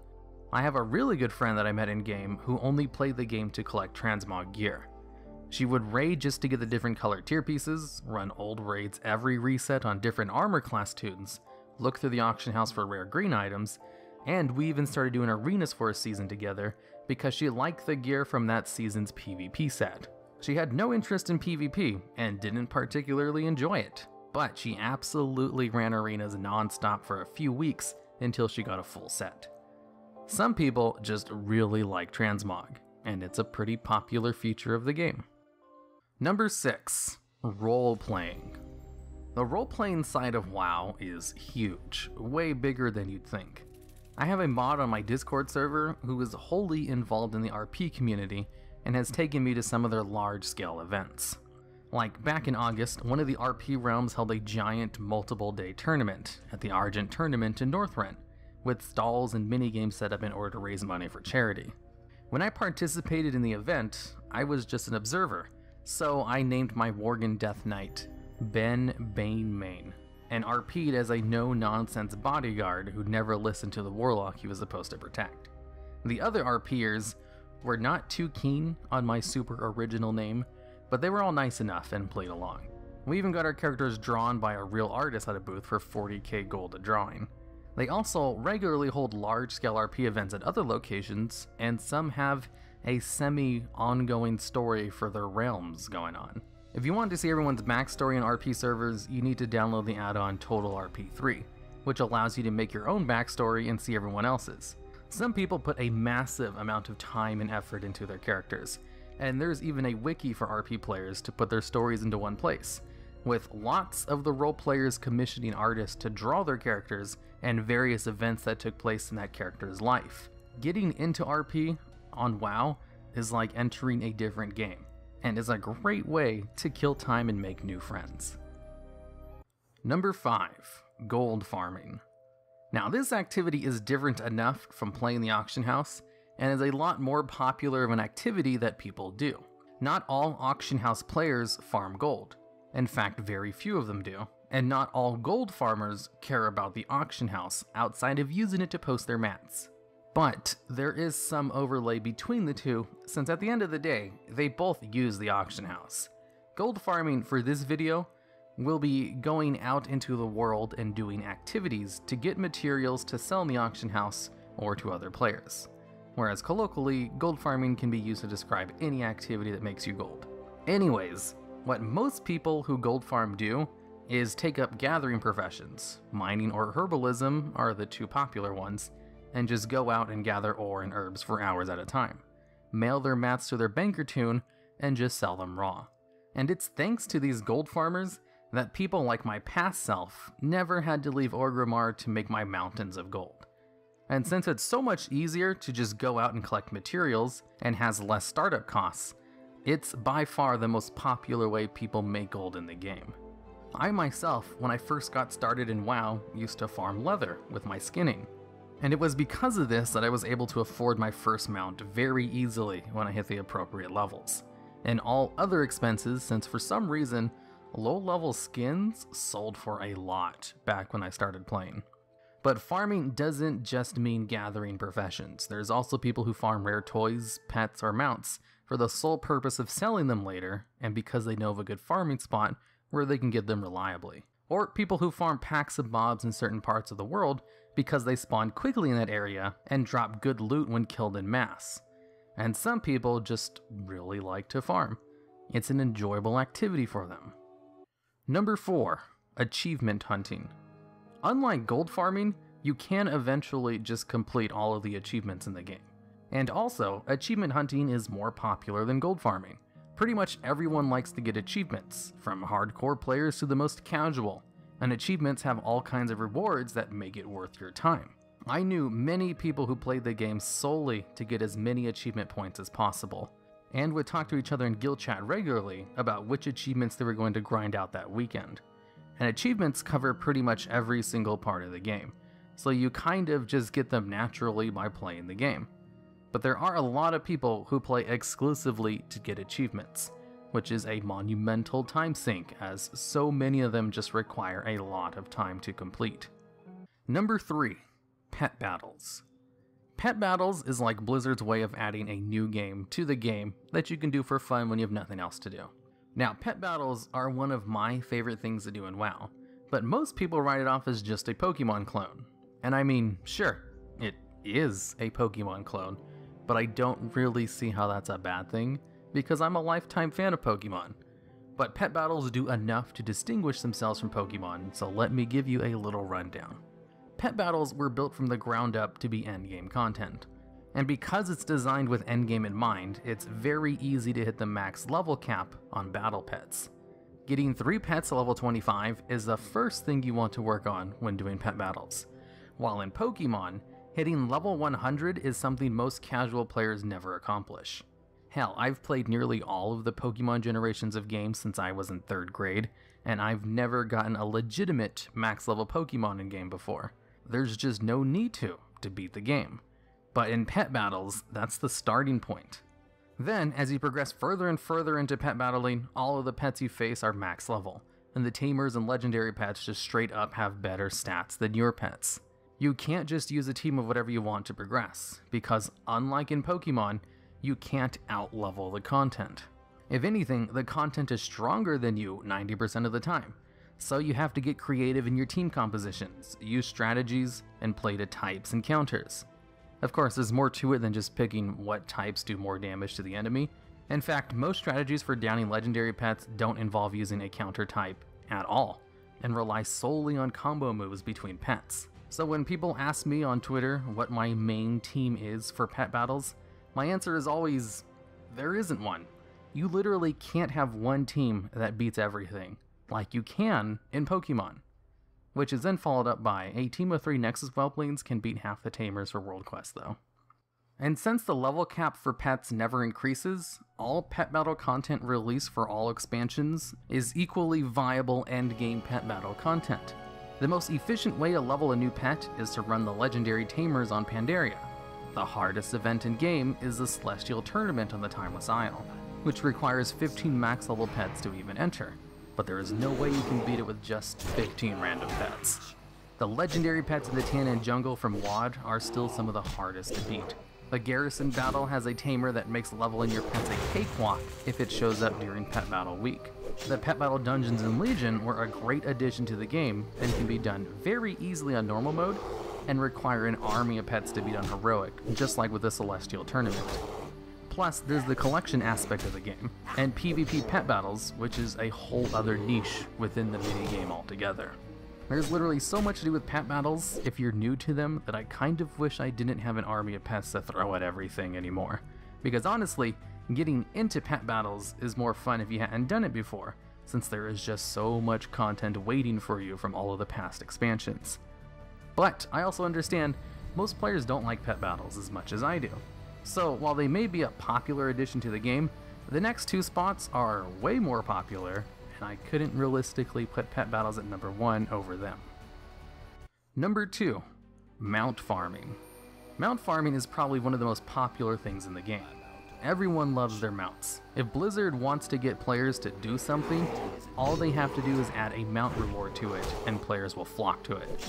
On my channel, I only have 8 videos with over 1 million views. And you want to guess how many of those videos are about mounts? 2 of them. Want to know how many top 10 videos I have about mounts on my channel total? 2. And one of them is my second most popular video. It's not too far-fetched to say a majority of people who have played WoW have farmed for a few mounts. I personally don't really get it. I've never cared too much about mounts, but even I have gone out of my way on more than one occasion throughout the years to get some cool mount.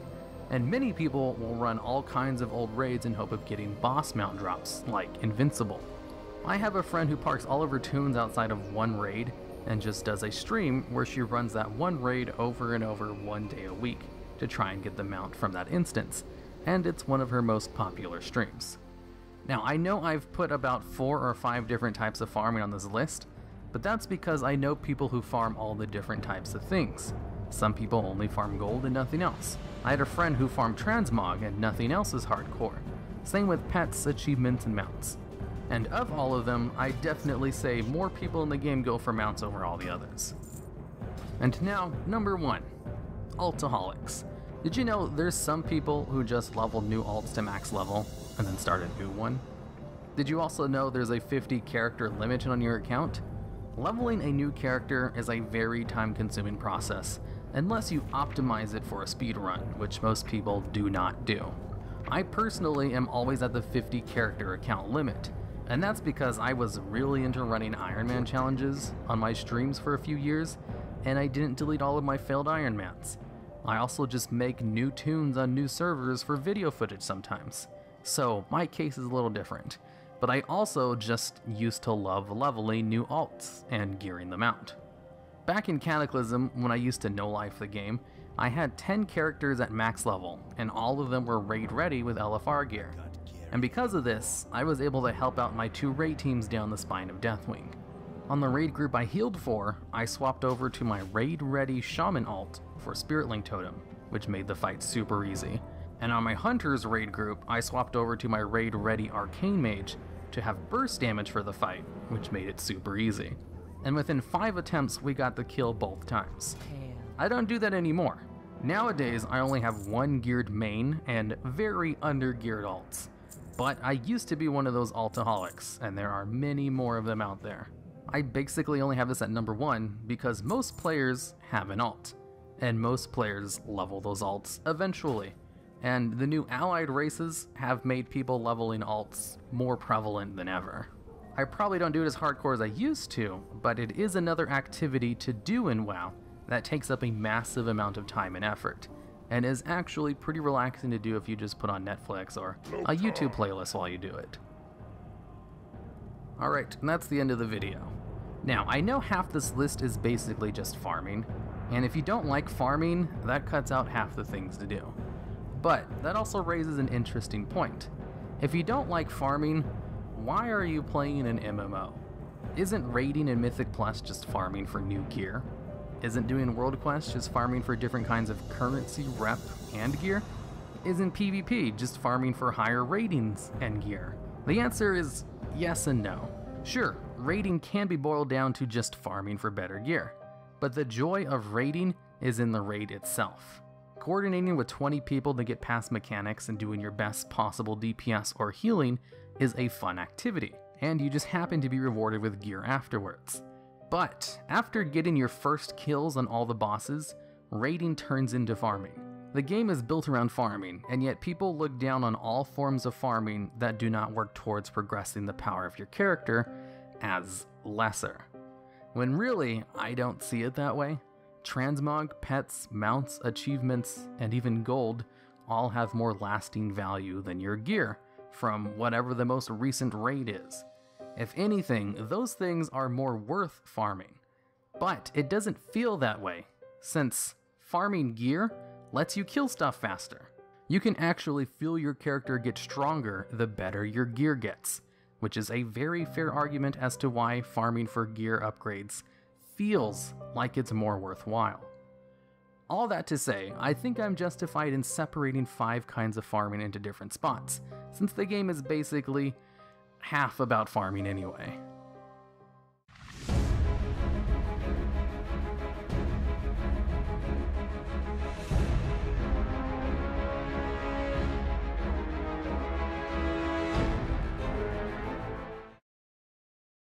Most starting zones are bare bones on the lore, while also being super easy and basic, since it's essentially introducing new players to the game, and if they're too overwhelmed from the get-go, they might just bow out.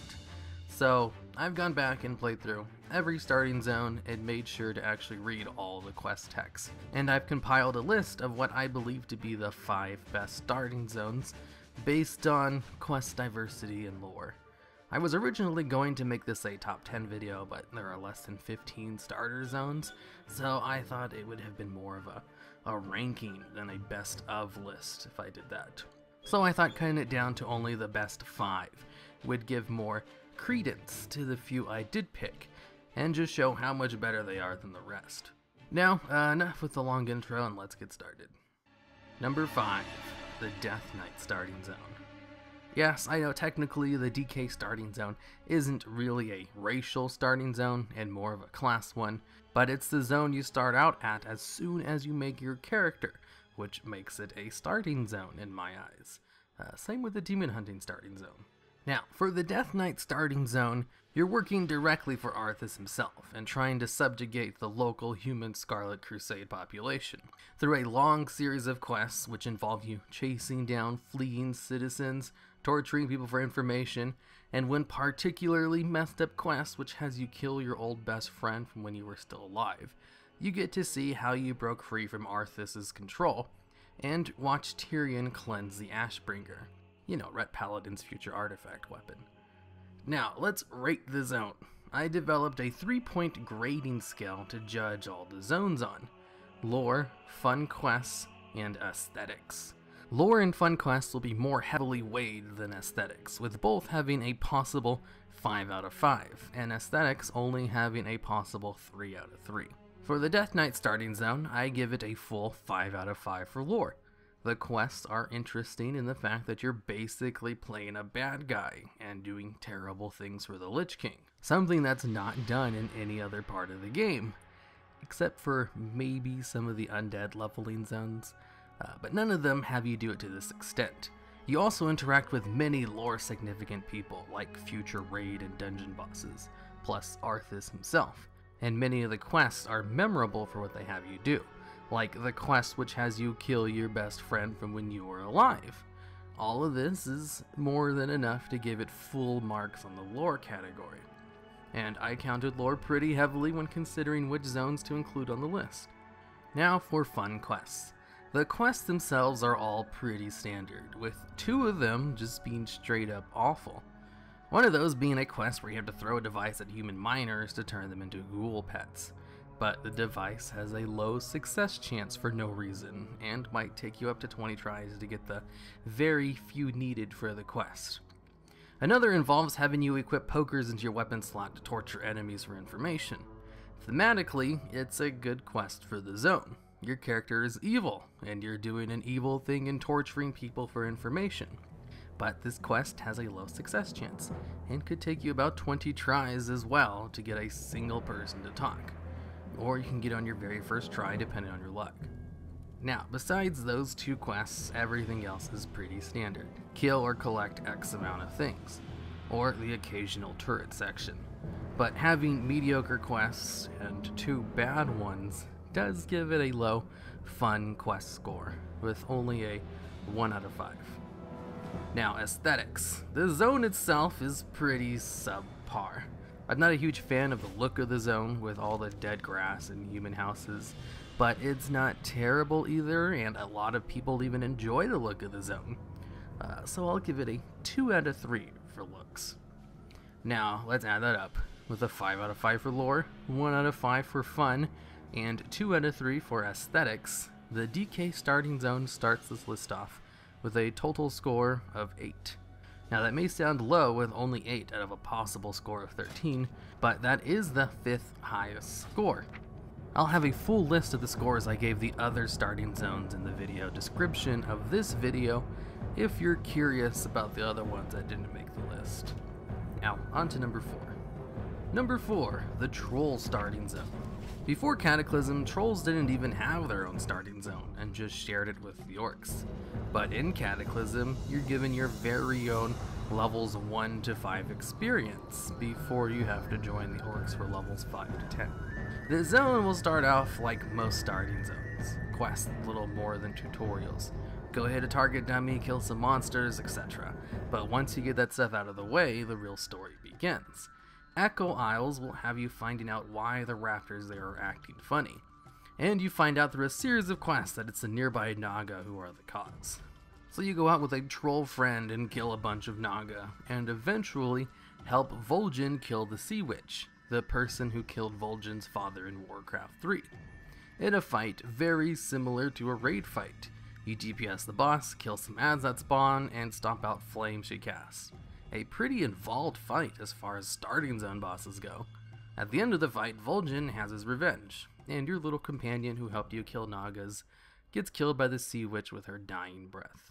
You then go back to the inn that you started at, and have the option of listening to some lore-important dialogue from Vol'jin about his feelings towards Garrosh when he first took the mantle of War Chief. Then it's off to Durotar. The thing that makes this zone good is its pretty lore-significant characters you help out. It's not often you get to fight with the leader of your race in a zone, let alone against a lore-significant boss. But to be fair, the Gnome starting zone has you do something similar, but it doesn't have raptor quests and neat ways to get you from island to island without having to run there yourself. Now, on to the scores. For lore, the trolls get a 4 out of 5. Believe it or not, you help Vol'jin kill a super important villain lore-wise. The Sea Witch you kill at the end is the same Sea Witch that killed Vol'jin's father in Warcraft 3, and is a big reason why Vol'jin joined Thrall's Horde. It's honestly surprising such a major lore event is handled in a starting zone quest. That alone should have given a 5 out of 5 to be honest. But in the grand scheme of things, the quest isn't actually all that interesting, and she hasn't really done anything of note since Warcraft 3. So, it was more of a way for Blizzard to tie up a loose end more than anything else. That's why I didn't give it a full 5 out of 5 in story like I did the DKs. Now for fun quests. None of the quests in this zone are straight up awful, which is a big plus over the DK zone, and some of them are pretty enjoyable, like the raptor hopping across the islands, and the mini raid fight with the Sea Witch. But that's pretty much it. Everything else is pretty standard, so I think a 3 out of 5 is fitting. As for the aesthetics, the islands actually look wonderful. I have no complaints with the look and feel of the zone. I only hesitate to give it full scores in this part because, in comparison to the starting zones I did give full marks to in this area, it just falls short. So a 2 out of 3. So with 4 in lore, a 3 in fun, and 2 in looks, the troll starting zone has a nice score of 9 out of 13. At number 3, we've got the Goblin starting zone. The Goblin starting zone was like an experiment on Blizzard's part to see how many different and unique quests they could cram into one zone without tiring people out. In fact, there might actually be more unique quests in the zone than actual standard quests. And the standard quests you do sometimes have a humorous spin to them, like the quest that has you rescue caged goblins by attaching rockets to the side of the cages and launching them into space, rather than just killing the nearby pirates for keys to the cages. And the pirates absolutely are carrying the keys to the cages on them.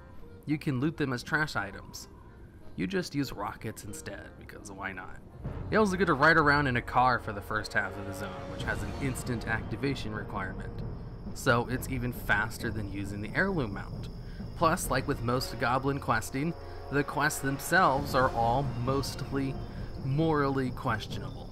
One of the first quests you do in the zone is to shock your troll slaves to keep them in line. All in all, a pretty fun zone to level in. Now let's go to the grading scale. First up, we've got the lore.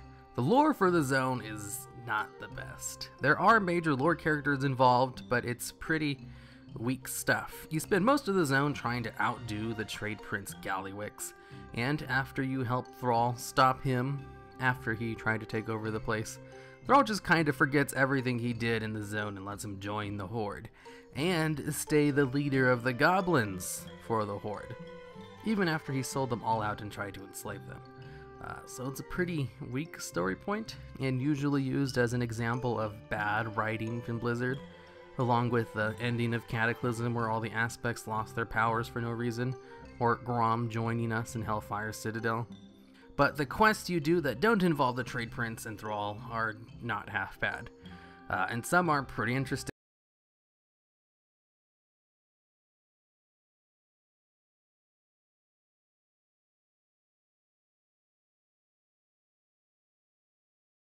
You need to understand that everything you do at the poker table conveys information. You can't be like all loosey-goosey having a sandwich, being on your phone. Woohoo, baby, I love it. There's three basic characteristics that make an elite poker player. One is just the raw skill. The other is a fundamental understanding of the mathematical side. The third part is what I'd call discipline. In this masterclass, I'm going to share things that I've actually never shared before. For example, I look at a guy and say, "You've got King 9. You're a sick human. King 9?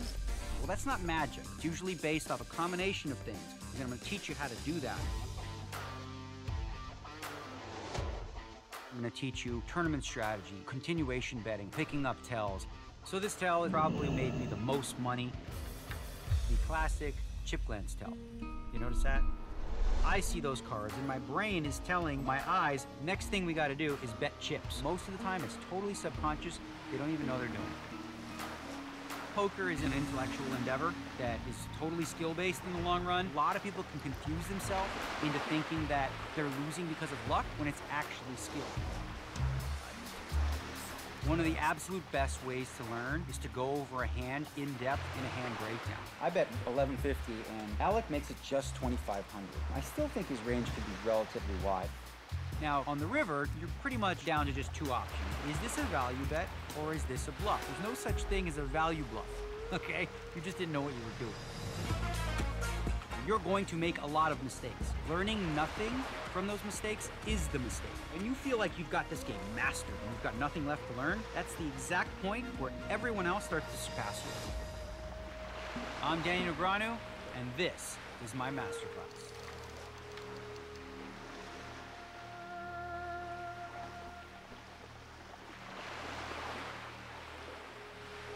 What if you only ate potatoes for 2 weeks? So, we're actually going to Tesco right now to go and get a bag of potatoes. What's the time? Late? Yeah. It's late. It's 11 o'clock.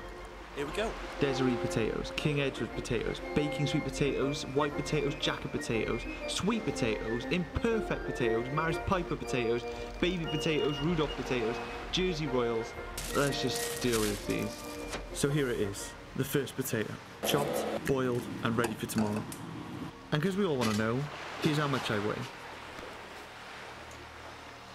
Exactly 14 stone. That's 14 stone with a little bit of beer in that belly. It's currently the 16th of May, 2017, and here it is. I've never ever felt so nervous eating a potato before.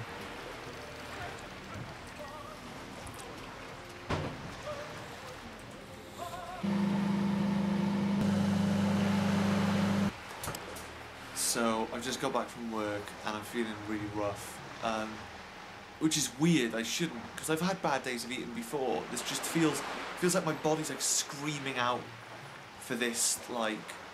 So I've got a baked potato going, and I'm boiling tomorrow's potatoes. But by the end, I'm hoping to be some sort of like potato god, you know, like some guru, like getting lightened by potatoes. Oh God.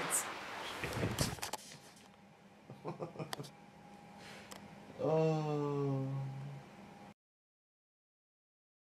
I usually poop every morning at around 11 o'clock, and I didn't go yesterday. It took until 12 o'clock to say 25 hours later. Jesus.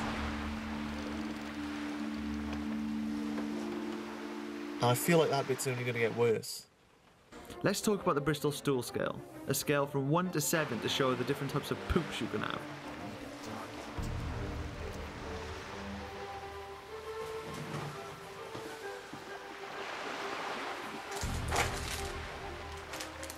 Obviously these don't endorse me. This is a number 1. Then this is a 3.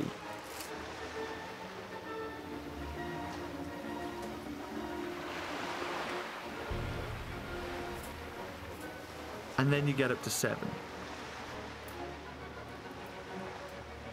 The 16th I mightn't have gone, but on the 17th my body complained. So, I don't think I'm going to eat many more boiled potatoes because they're just kind of wet and slimy, like eating slugs all day. I'd rather just do baked potatoes and pre-prepare them.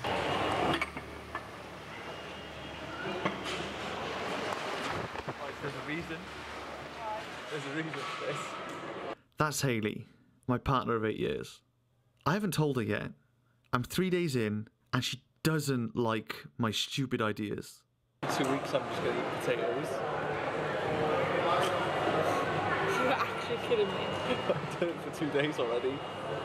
I've only eaten potatoes. Just like... So does that mean you're just going to eat McDonald's chips? No, I can't have chips. I've got to have either baked or boiled potatoes, so I've got to wait till I get home now. It's the stupidest thing I've ever fucking heard. So I want to try it. No, I don't like these fad diet things. They are ridiculous. It's not a fad diet. It is a fad diet. I'm not doing a diet. It's stupid, no. And that's really annoying me. You're not... She was really annoyed until she realised that for 2 weeks she could eat great food and just watch me suffer. So the next few days went through fine. And then I switched it to sweet potatoes. Everyone loves sweet potatoes, but if you bake them and eat them whole with their hard leathery skin and their weird slimy insides, you realise they're disgusting. And then this happened.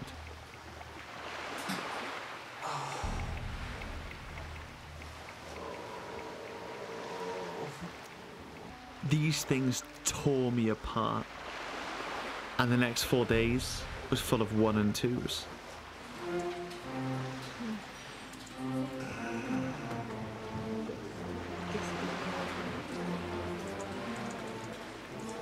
I can't even smell them.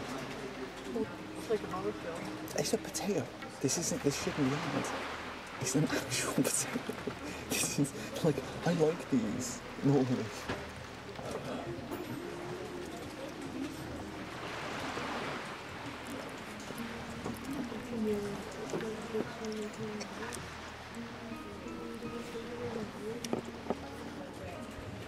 Why is this so disgusting?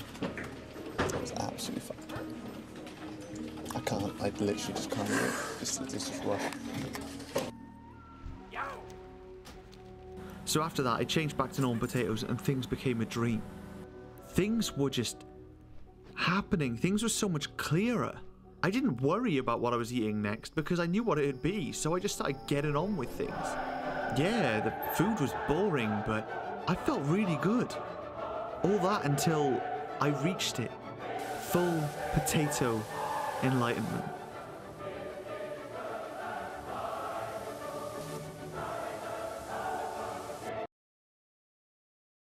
I'm feeling just awful at the moment. I got this bowl full of potatoes. I'm just feeling really like, I don't know. I don't want to say faint, even though I was, and I got a feeling I just got to eat some more of these. Maybe I'm not eating enough, I don't know.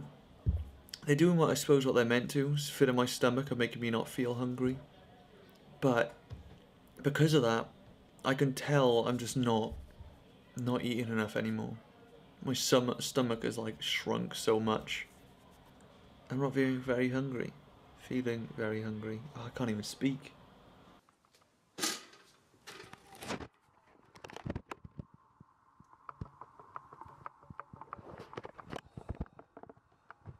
That's a lot of weight.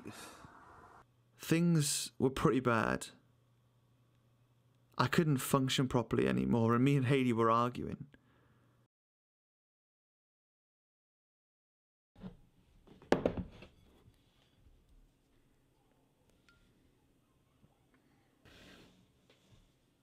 So over my last potato, let's talk about what I've learned. Honestly, the hardest thing wasn't really the cravings, which were pretty bad at first. It was just really boring. And that's coming from someone who obviously is living in Britain and has everything in the world around me. It's made me grateful for just the small foods that I said I didn't really like, that I've just taken for granted. Because right now, I'd kill for them. I just never realised the gravity of that luxury. I started feeling really lethargic, and I just couldn't work as well. So, it's the last potato. How big is that shot glass? Cheers.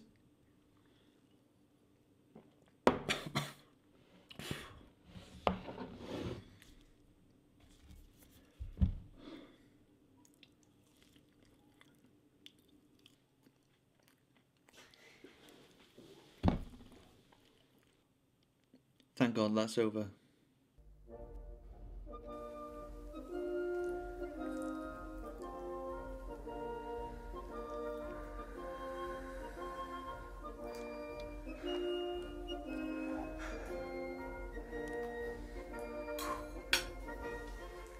This feels like a big thing, even though it's not really. I'm just about to eat some cheese.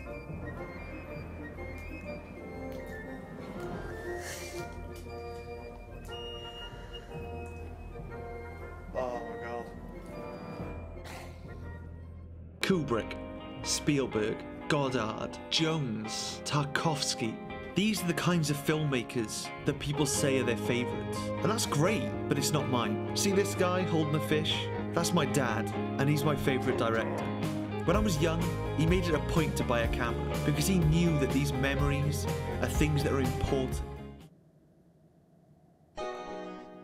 Recently, the carnivore diet has become quite popular, thanks in part to the famous University of Toronto professor Jordan Peterson, as well as his daughter Michaela, having used this meat-only diet to alleviate certain health issues.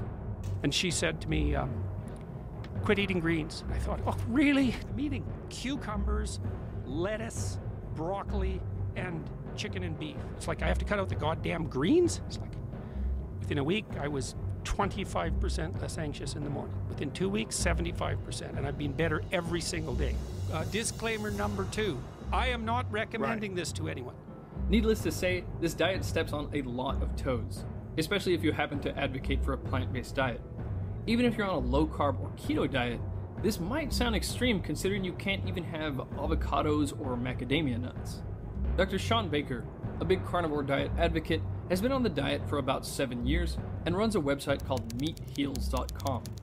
As of August the 26th, 99 people have shared their stories of how they improved their health by eating only meat, healing things like depression, various gut issues, and rheumatoid arthritis. With 77 of them experiencing weight loss, 61 of them commenting on improved mood, and 31 people seeing improvements in their skin. And there are plenty more stories to be found elsewhere on the internet.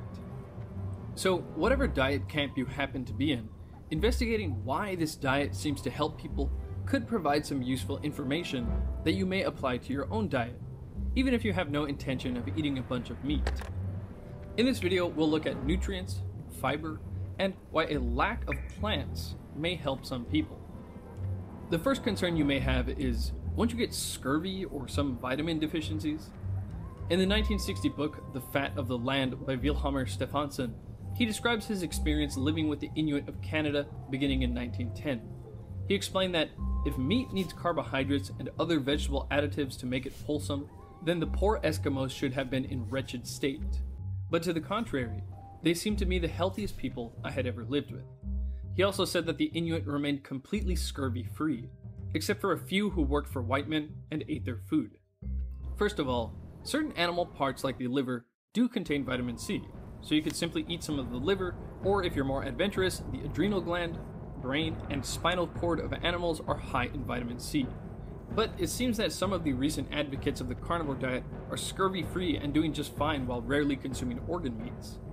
It was discovered by Birch and Dan in 1953 that even the skeletal, cardiac, and smooth muscle of animal meat contains vitamin C.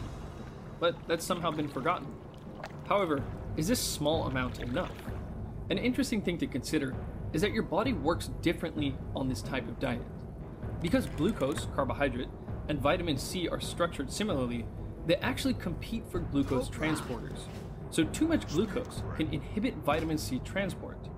Simply put, the less glucose you consume, the more efficiently you can utilize vitamin C. So the less vitamin C you require. The near zero carb nature of the carnivore diet should help people maintain proper levels of other nutrients as well. This paper, looking at 50 people doing a Paleolithic ketogenic diet, found that all but one person had adequate levels of magnesium without supplementation. Considering up to 50% of Americans are magnesium deficient, this is significant. The study also found that the lower people's glucose, the better their magnesium levels. Other studies have found glucose to lower levels of plasma potassium, so the carnivore diet should also help maintain good potassium levels. Here's a sample day of carnivore eating: beef liver, egg yolks, Gouda cheese, and clams. I'm not saying this is the ideal mix of foods, but it will easily cover pretty much all of your recommended daily intakes. Magnesium and potassium seem pretty low, but as I just mentioned, the nature of the carnivore diet should have you doing fine on the relatively low dietary levels of magnesium and potassium. And we'll get to fiber in a minute, but insoluble fiber can bind to magnesium, so the lack of fiber in this diet can actually help with magnesium status.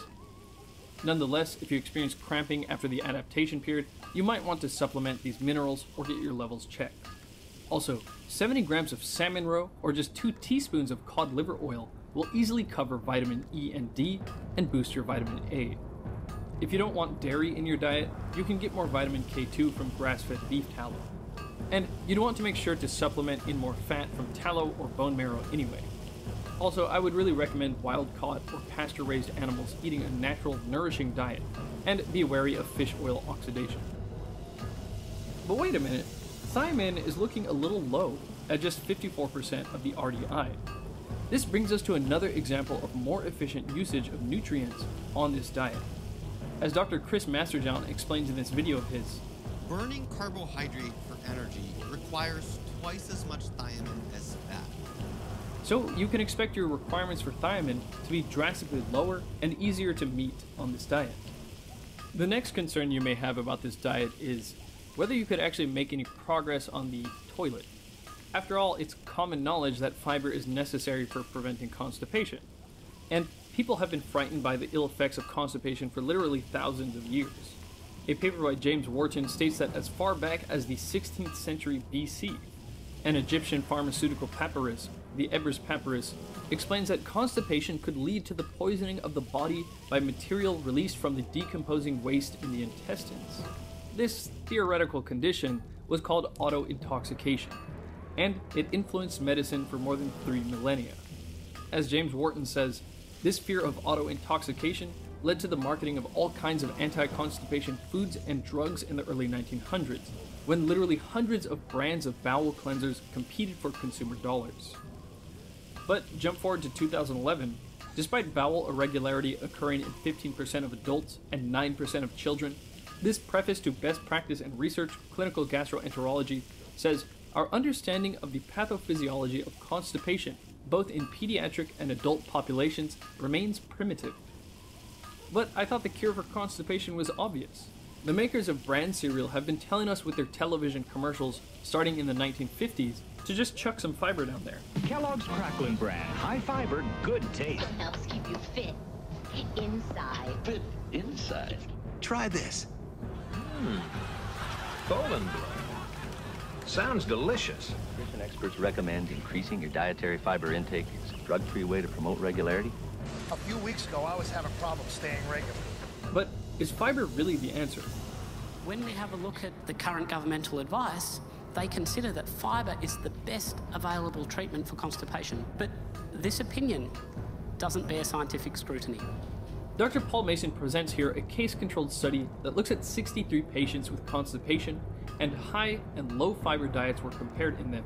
And this also included a zero-fibre diet that required the complete cessation of all vegetables, cereals, fruits, and rice. As we can see, people experience worsened symptoms on a high-fibre diet. Then, on a reduced fibre diet, people experienced a modest reduction in symptoms. So the question is, what happened to those on the zero-fibre diet? This is not a mistake. I didn't just forget to put something in the slide there. People experience worsened symptoms on a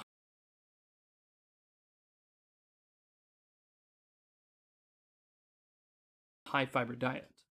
Then, on a reduced fibre diet, people experienced a modest reduction in symptoms. So the question is, what happened to those on the zero-fibre diet? This is not a mistake. I didn't just forget to put something in the slide there. Not one patient on the zero-fibre diet had any symptoms, and these findings were highly statistically significant, highly. Every single person in the low zero-fibre group ended up having one bowel action per day, every day. Those in the high-fibre group, one bowel action on average every 6.83 days. Now, herbivores eat a huge amount of fiber without getting constipated, but their digestive tract is designed for this. They generally have much bigger cecums for fermenting the fiber. And for some people, fiber may seem to help get things going, but it also increases your need to have bowel movements, as you've added more indigestible material that needs to be expelled. This might not be enough for you to challenge fiber's rule over the bowel, so I recommend watching the full talk by Dr. Paul Mason, or reading the book Fiber Menace by Konstantin Monastyrsky. Now, at this point, you may be worried about the gut microbiome. Wouldn't cutting out fiber kill off all our good bacteria? Not necessarily. Bacteria have specific conditions for their growth. Some prefer oxygen, some don't. Some like fiber, some don't, and so on. This study found that Canadian Arctic Inuit still maintain a diverse microbiome, but they do have lower diversity in the Prevotella bacteria. Prevotella has been shown to improve glucose metabolism, meaning their diet may worsen their glucose metabolism a bit, but remember, they hardly consume any glucose in the first place. And Prevotella is actually linked to chronic inflammatory conditions, such as arthritis. In any case, as Dr. Paul Mason points out, research is really not at a point to make definitive claims about fiber causing changes in the microbiome that are necessary for good health. However, it is apparent that nuking your microbiome with antibiotics is very likely a bad idea. When I first heard about this diet, I wasn't surprised that some people had benefits. After all, the diet cuts out processed food, wheat, soy, sugar, and vegetable oils. Zero fiber is one thing, but what really surprised me was that people were experiencing improvements after going from simply meat and greens to eating just meat. So why would cutting out greens from an already clean diet help? Well, it comes down to a simple fact of biology. Living things really don't like being eaten. Just like a gazelle has predators, so do plants. But none attacks its prey with more fury than the seaweed shark. A gazelle can run away to avoid being eaten, but what can a plant do when a bug or human shows up? While we are masters of locomotion, plants are fantastic chemists. I'm talking about secondary metabolites, or plant toxins. One of the perks of us humans being intelligent is that we've learned to avoid the highly poisonous plants and have developed methods for deactivating the toxins of others. Though in certain cases, some people can have problems with plant food toxins which don't affect the rest of the population. For example, I grew up in the heat of Texas, yet never had any problems with the photosensitizers in lime or celery. Unfortunately, these poor girls did, experiencing second-degree burns from limes. Photosensitizers, technically called furanocoumarins, are toxins in plants that make animals and humans sensitive to light. And virtually all plant foods we normally consume have some level of defense against plant eaters. According to this 1990 paper titled Dietary Pesticides 99% All Natural, led by biochemist Bruce N. Ames, 99% of the pesticides in the American diet are chemicals that plants produce to defend themselves. Only 52 natural pesticides have been tested in high-dose animal cancer tests, and about half, 27, are rodent carcinogens. These 27 are shown to be present in many common foods. The paper goes on to list 57 different plant foods with these carcinogens. And Table 1 identifies 49 natural pesticides and metabolites found in cabbage alone. Now, before it sounds like I'm saying shopping in the produce section is slowly killing you, let me point out that we're not rats and hormesis has to be taken into account. Hormesis is essentially the concept of a good stress, that is, the dose makes the poison, or what harms me in the right way and not too much makes me stronger. For example, just like you or me, broccoli really doesn't like to be chewed on. So when broccoli is cut or chomped on, glucoraphanin in the broccoli is activated through an enzyme myrosinase to form an isothiocyanate, a toxin called sulforaphane. This molecule is designed to kill small living creatures, but for us it can be good. It's a mild stress that our bodies gear up for, and the end result is we wind up stronger. Dr. Rhonda Patrick has an extensive video explaining the vast and impressive potential benefits of this compound, everything from preventing cancers, ameliorating existing cancers, to lowering inflammation and preventing cognitive decline. But we can't say all the defense mechanisms of every plant food result in a hormetic effect for everyone. This table, from a presentation done by Dr. Mayalan Fontes, shows a couple different types of bioactive plant compounds that can be damaging. One is the anti-nutrient phytic acid, or phytates, which come from grains, nuts, and legumes, and bind to nutrients like calcium, iron, potassium, magnesium, manganese, and zinc, making them less absorbable. But the phytic acid doesn't just impair you from absorbing the nutrients in the seed itself, it also impairs absorption of nutrients from other foods you eat. For example, as this study found, when you consume zinc-rich oysters with black beans, you'll absorb about half of that zinc. And when you consume them with corn tortillas, you'll absorb almost none of that zinc. Another substance found in common plant food with low-level toxicity is oxalate. It's found in bran, beets, rhubarb, soy, blueberries, lime peel, orange peel, nuts, and several other things. Since oxalate is usually more concentrated in the leaves of plants, spinach is particularly high in it. According to Hayshek and Rousseau's Handbook of Toxicologic Pathology, insoluble plant oxalates include calcium oxalate. When animals eat these plants, the crystals are immediately irritating, causing mechanical damage to the oral cavity and gastrointestinal tract. Obviously, the levels in food that we normally eat are way too low to cause any immediately apparent effects, but high levels of oxalate are no joke. In 1989, a 53-year-old diabetic alcoholic man died just a few hours after having 6 grams worth of oxalate from sorrel soup. This is the equivalent of about a half kilo of spinach. However, keep in mind this person was already severely metabolically impaired. About 2.5 kilos or 5.5 pounds of spinach, if you can fit it into your stomach, has a 50% chance of killing a healthy person. However, as Sally Norton argues in this talk, while the oxalate levels found in food may not produce any quickly apparent effects, problems can arise when you repeatedly expose yourself to oxalates through your diet by eating things like spinach, almonds, and cashews. You can easily exceed your tolerance for oxalate even though it looks like your kidneys are just fine, and that 4% of what you're eating is being retained in tissues left behind, causing issues. Tiny oxalate crystals can accumulate in the body, and you can find them in the bone, the skin, and the glands. Accumulation in the thyroid impairs thyroid function, accumulation in the breast has been linked to cancer, and accumulation in the kidneys leads to kidney stones. 70 to 80% of all kidney stones are made of calcium oxalate. So if you have kidney stones, poor kidney function, or poor thyroid function, you may feel better on a low, under 50 milligram oxalate diet. This means no more than 6 leaves of spinach a day.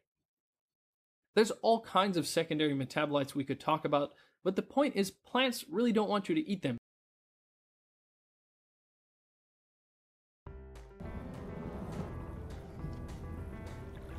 My first photograph. I was 8 years old and it was of the girl next door. Life is full of stories you never want to forget. Whitewall. Photos that last. Works from your smartphone, too. Just upload your photo and check it out. Choose this. In fact, children are ostracized. Does diet work? Now, everybody knows somebody who lost weight on a diet, and then, of course, they gained it all back, and that's what all the data shows. And the number of people who can actually maintain their weight loss for any length of time is vanishingly small. And if it weren't true, you wouldn't be sitting here listening to me, because you'd say, well, why do I have to listen to him? Does exercise work? So here are studies of exercise, and this is the identity line here, and you can see when compared with no treatment, exercise resulted in very small weight loss across the board. 1 BMI point. Vigorous exercise, 1.5 BMI points. Considering we are all 7 to 8 BMI points more than we should be, you know, that ain't gonna cut it. Because exercise does not cause weight loss. Does not cause weight loss. What does exercise do? It causes muscle gain. And that's good, because muscle have mitochondria. Mitochondria burn energy. So you stay insulin sensitive because you have a place to put your energy instead of in your liver where it causes problems. So exercise is the single best thing you can do for yourself. But if you think it's going to show up on the scale, think again. So when you stand on the scale, what are you measuring? You're measuring 4 compartments at once. Bone, more is better. Muscle, more is better. Subcutaneous fat, more is better. I just showed you. And finally, visceral fat, more is worse. Now, the visceral fat usually encompasses about 4 to 6% of your total body weight. So when you stand on the scale, what are you measuring? You don't know. You can't possibly know. So we have all these doctors telling their patients, well, if you'd only exercise, you'd lose weight. And then, of course, they don't, because they've built muscle, which is good, but it doesn't show up on the scale. And then they get depressed because, oh, I was doing this to lose weight and it didn't work, and so I might as well stop because obviously it doesn't work for me. This is the single most egregious thing doctors do to their patients today. And as far as I'm concerned, that's almost malpractice, because the data say otherwise. Number 3, this isn't just about America. And it's not just about the UK, it's not just about Australia. Yes, we are the 3 fattest countries, and we spend the least amount of our GDP on food, that's true, but it's going on everywhere. Every country, every single country on the planet has shown an uptick in obesity. Some have shown an uptick in diabetes, and some have shown a downtick. But for obesity, everybody's gone up. Doesn't matter where you look, every country has shown an increase. Number 4, the poor are disproportionately affected. And they don't have access to choices. They can't even leave their house for fear of crime. How are they going to exercise? How are they going to let their kids out to go play in the yard when they might, you know, face a stray bullet? They don't have supermarkets. They live in food deserts. So if you don't have a choice, how can you call it personal responsibility? You know, this is one of the most egregious pejorative statements that there is. Number 5, the prevalence of obesity is going up in the group that you can least ascribe personal responsibility to, the toddler. The 2 to 5-year-old group is going up the fastest. You want to say that that's personal responsibility? Oh, so you say it's personal responsibility of the parent, right? For letting them have the sugar pops and the, you know, and the sodas and the fruit juices and everything else that the parents' fault. Except for one thing, we even have an epidemic of obese 6-month-olds, and they don't diet and exercise. So any hypothesis you want to proffer, you have to explain this as well. And it's even worse than that, because we have obesity in newborns. Newborns. Okay? Birth weight's gone up by 200 grams all over the world. All over the world over the last 25 years. And when you do DEXA scans to figure out what the body composition is, it's all fat. It's all fat. So these babies are laying down more fat before they're ever born, and fat cells want to get fat. That's why we have obese 6-month-olds, because everybody's laying down more fat. So the question is, how? Why? Why are they laying down more fat today? Well, it's clearly mother's diet. But do you want to blame the newborn for that problem? Is that their problem? Is that their fault? So you want to blame the pregnant mother? Well, then, it just goes backward like that. So you basically blame everybody, or blame nobody. I blame nobody. Actually, I do blame somebody, but you're going to get there at the end. So we're talking about behavior, right? Behavior. So this is the definition of behavior. This is all from the original video. A stereotyped motor response to a physiological stimulus. So let's take that apart. Stereotype, same every time. So yes, eating is a behavior. Motor, muscles have to move. A thought is not a behavior. And finally, physiological. And that's where I come in. What's the physiology behind the obesity epidemic? Why do you eat too much and exercise too little? Because all behaviors have a biochemical basis. Now, sometimes we're smart enough to know what it is, and sometimes we're not smart enough to know what it is. I'll give you an example, schizophrenia. For 100 years, schizophrenia was behavioral disorder. Now we know it's a defect in dopamine neurotransmission, probably actually a defect in glucose transport across the brain. Okay? These are biochemical problems that ultimately manifest themselves as a behavioral disorder. This is no different.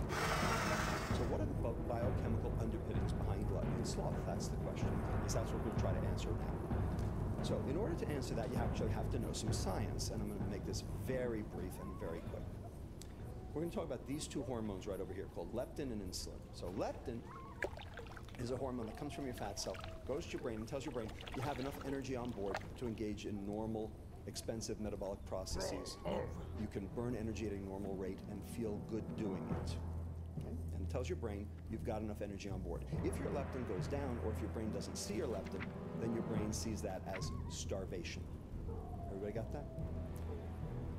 Insulin is equally interesting, because insulin tells your fat cell one thing. It says store energy, and it tells your brain something else. It tells your brain, stop. I'm in the middle of metabolizing a meal. I don't need any more. Let me deal with what I got. And so it's part of the satiety signal.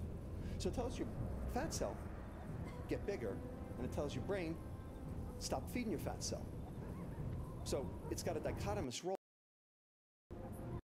And it's that dichotomous role that is the linchpin in terms of understanding the physiology of obesity. And we're going to go there. So here's how it works. We have to explain a paradox. Here's the paradox. Who has children? Enough of you. What happens if you give a 5-year-old kid a cookie? Yeah, they eat it. Yeah, I know they eat it. Yeah. What happens after that? They bounce off walls is what they do. Ask any kindergarten teacher what happens when the cupcakes roll out for the birthday party. Okay? That's the end of the lesson. Okay? They're bouncing off walls. It's known as the sugar high. So what's going on? The fat cell gets filled with, because of the cookie. The leptin goes up, tells the brain, hey, I've got extra energy on board. It tells the sympathetic nervous system, the fight or flight part of the nervous system that innervates your muscles and innervates your fat cells, hey, I got too much energy. So what happens? You burn it off. So the sympathetic nervous system tone to the muscles give you the fidgeting, and the sympathetic nervous system tone to the fat cells releases the extra fat. And then that gets used for energy later. And so this is a nice negative feedback pathway that keeps you in energy balance as long as your brain can see its leptin. So far, so good. So here's the paradox. What happens if you give an obese 5-year-old kid a cookie instead? They're in the pantry looking for more cookies. Anybody ever see a sugar high in an obese kid? Doesn't exist. Doesn't exist.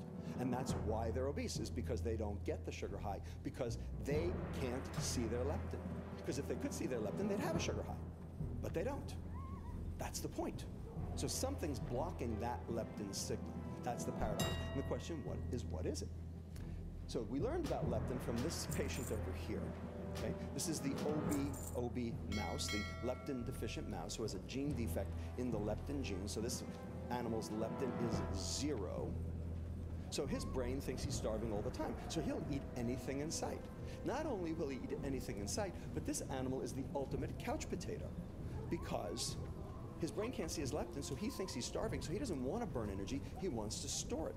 So The only reason this animal ever gets off his hiney is if you put the food on the other side of the cage, then they'll waddle over to that, sit down, eat it there, and stay there instead. What can I help you Everybody with? got it? Now, the reason, because leptin tells the hypothalamus that you've got the energy to burn. So if the hypothalamus sees the leptin signal, then this diamond over here gets activated. Anorexogenesis, that is, I'm not hungry, I don't need any more, and I can burn energy effectively. And so it tells the sympathetic nervous system turn on to fidget and to release fat from the fat cell. And it tells the vagus nerve, the energy storage nerve, hey, I'm not hungry, appetite down, and stop releasing insulin. Everybody with me? Conversely, if the leptin doesn't reach the hypothalamus because there's a gene deletion or because there's something blocking it, then you get this diamond instead, which is orexogenesis. I'm hungry. I need more food because I'm starving, and because I'm starving, I'm going to try to conserve. And so that means your sympathetic nervous system tone goes down, which means you sit on a log, and your vagus nerve goes up to increase your appetite so that you'll generate more calories in order to put more into the fat cells to try to get more of a leptin signal.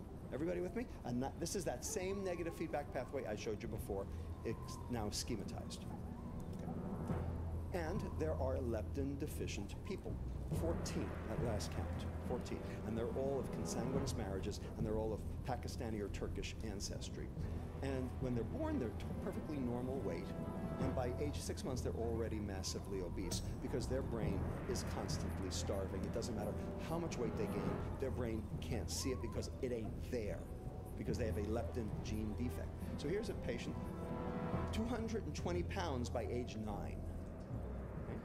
But you start giving them shots of leptin every day, and look what happens. They lose weight on a dime. And it's all fat mass that they're losing, too.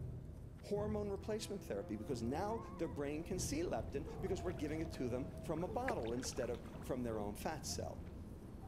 Hormone replacement therapy, that's what I do as an endocrinologist, that's my job. And here's an example. Here's the patient at 3.5 years of age, looking pretty awful. And here's after a shot of leptin every day for 4 years, indistinguishable from normal, because we fixed the problem. Great, right? For those 14 people. The problem is the rest of us are not leptin deficient. The rest of us are leptin resistant. We got boatloads of leptin, and the leptin correlates with how much body fat we have. But if our brain could see that leptin, we wouldn't be obese, because we'd burn it off in the sugar high, right? Everybody got it? So there's something blocking that signaling right there, that X. That's the holy grail of obesity, right there. What is blocking leptin from working? Because if your hypothalamus can't see it, then you're in this box over here, and you can see things just go in the wrong direction. And there's your gluttony, and there's your sloth. So this is all biochemical. So what role does insulin play in this leptin debacle? That's the question. Remember I told you, insulin tells your fat cell one thing, and your brain the exact opposite. It tells your fat cell store, and tells your brain stop. That's the problem. So this is the patient that got me started in obesity research now 18 years ago when I worked at St. Jude Children's Research Hospital in Memphis. This was a 15-year-old boy who weighs 364 pounds in this photo. And at age 7, this kid was perfectly normal weight for height. And then he developed this brain tumor sitting in the middle of his energy balance pathway. And he required surgery, and he required radiation to kill this astrocytoma, tumor of the brain. And he started gaining weight at the rate of 30 pounds per year nonstop for 8 years until he was 364 pounds and I saw him. Okay. Everybody with me? Now, this form of intractable obesity due to a brain lesion, now that area of the brain that controls this energy balance is dead. So you can have all the leptin in the world, but if those neurons are dead, your brain thinks you're starving because it can't transduce that signal. So this is called hypothalamic obesity. This is how I got started in obesity research many, many years ago. So the question is, how does this happen? Well, here are two different hypotheses. This hypothesis says, well, you damage the hypothalamus and you get obesity because it releases a satiety center. So now you become hyperphagic, except the data actually doesn't support that.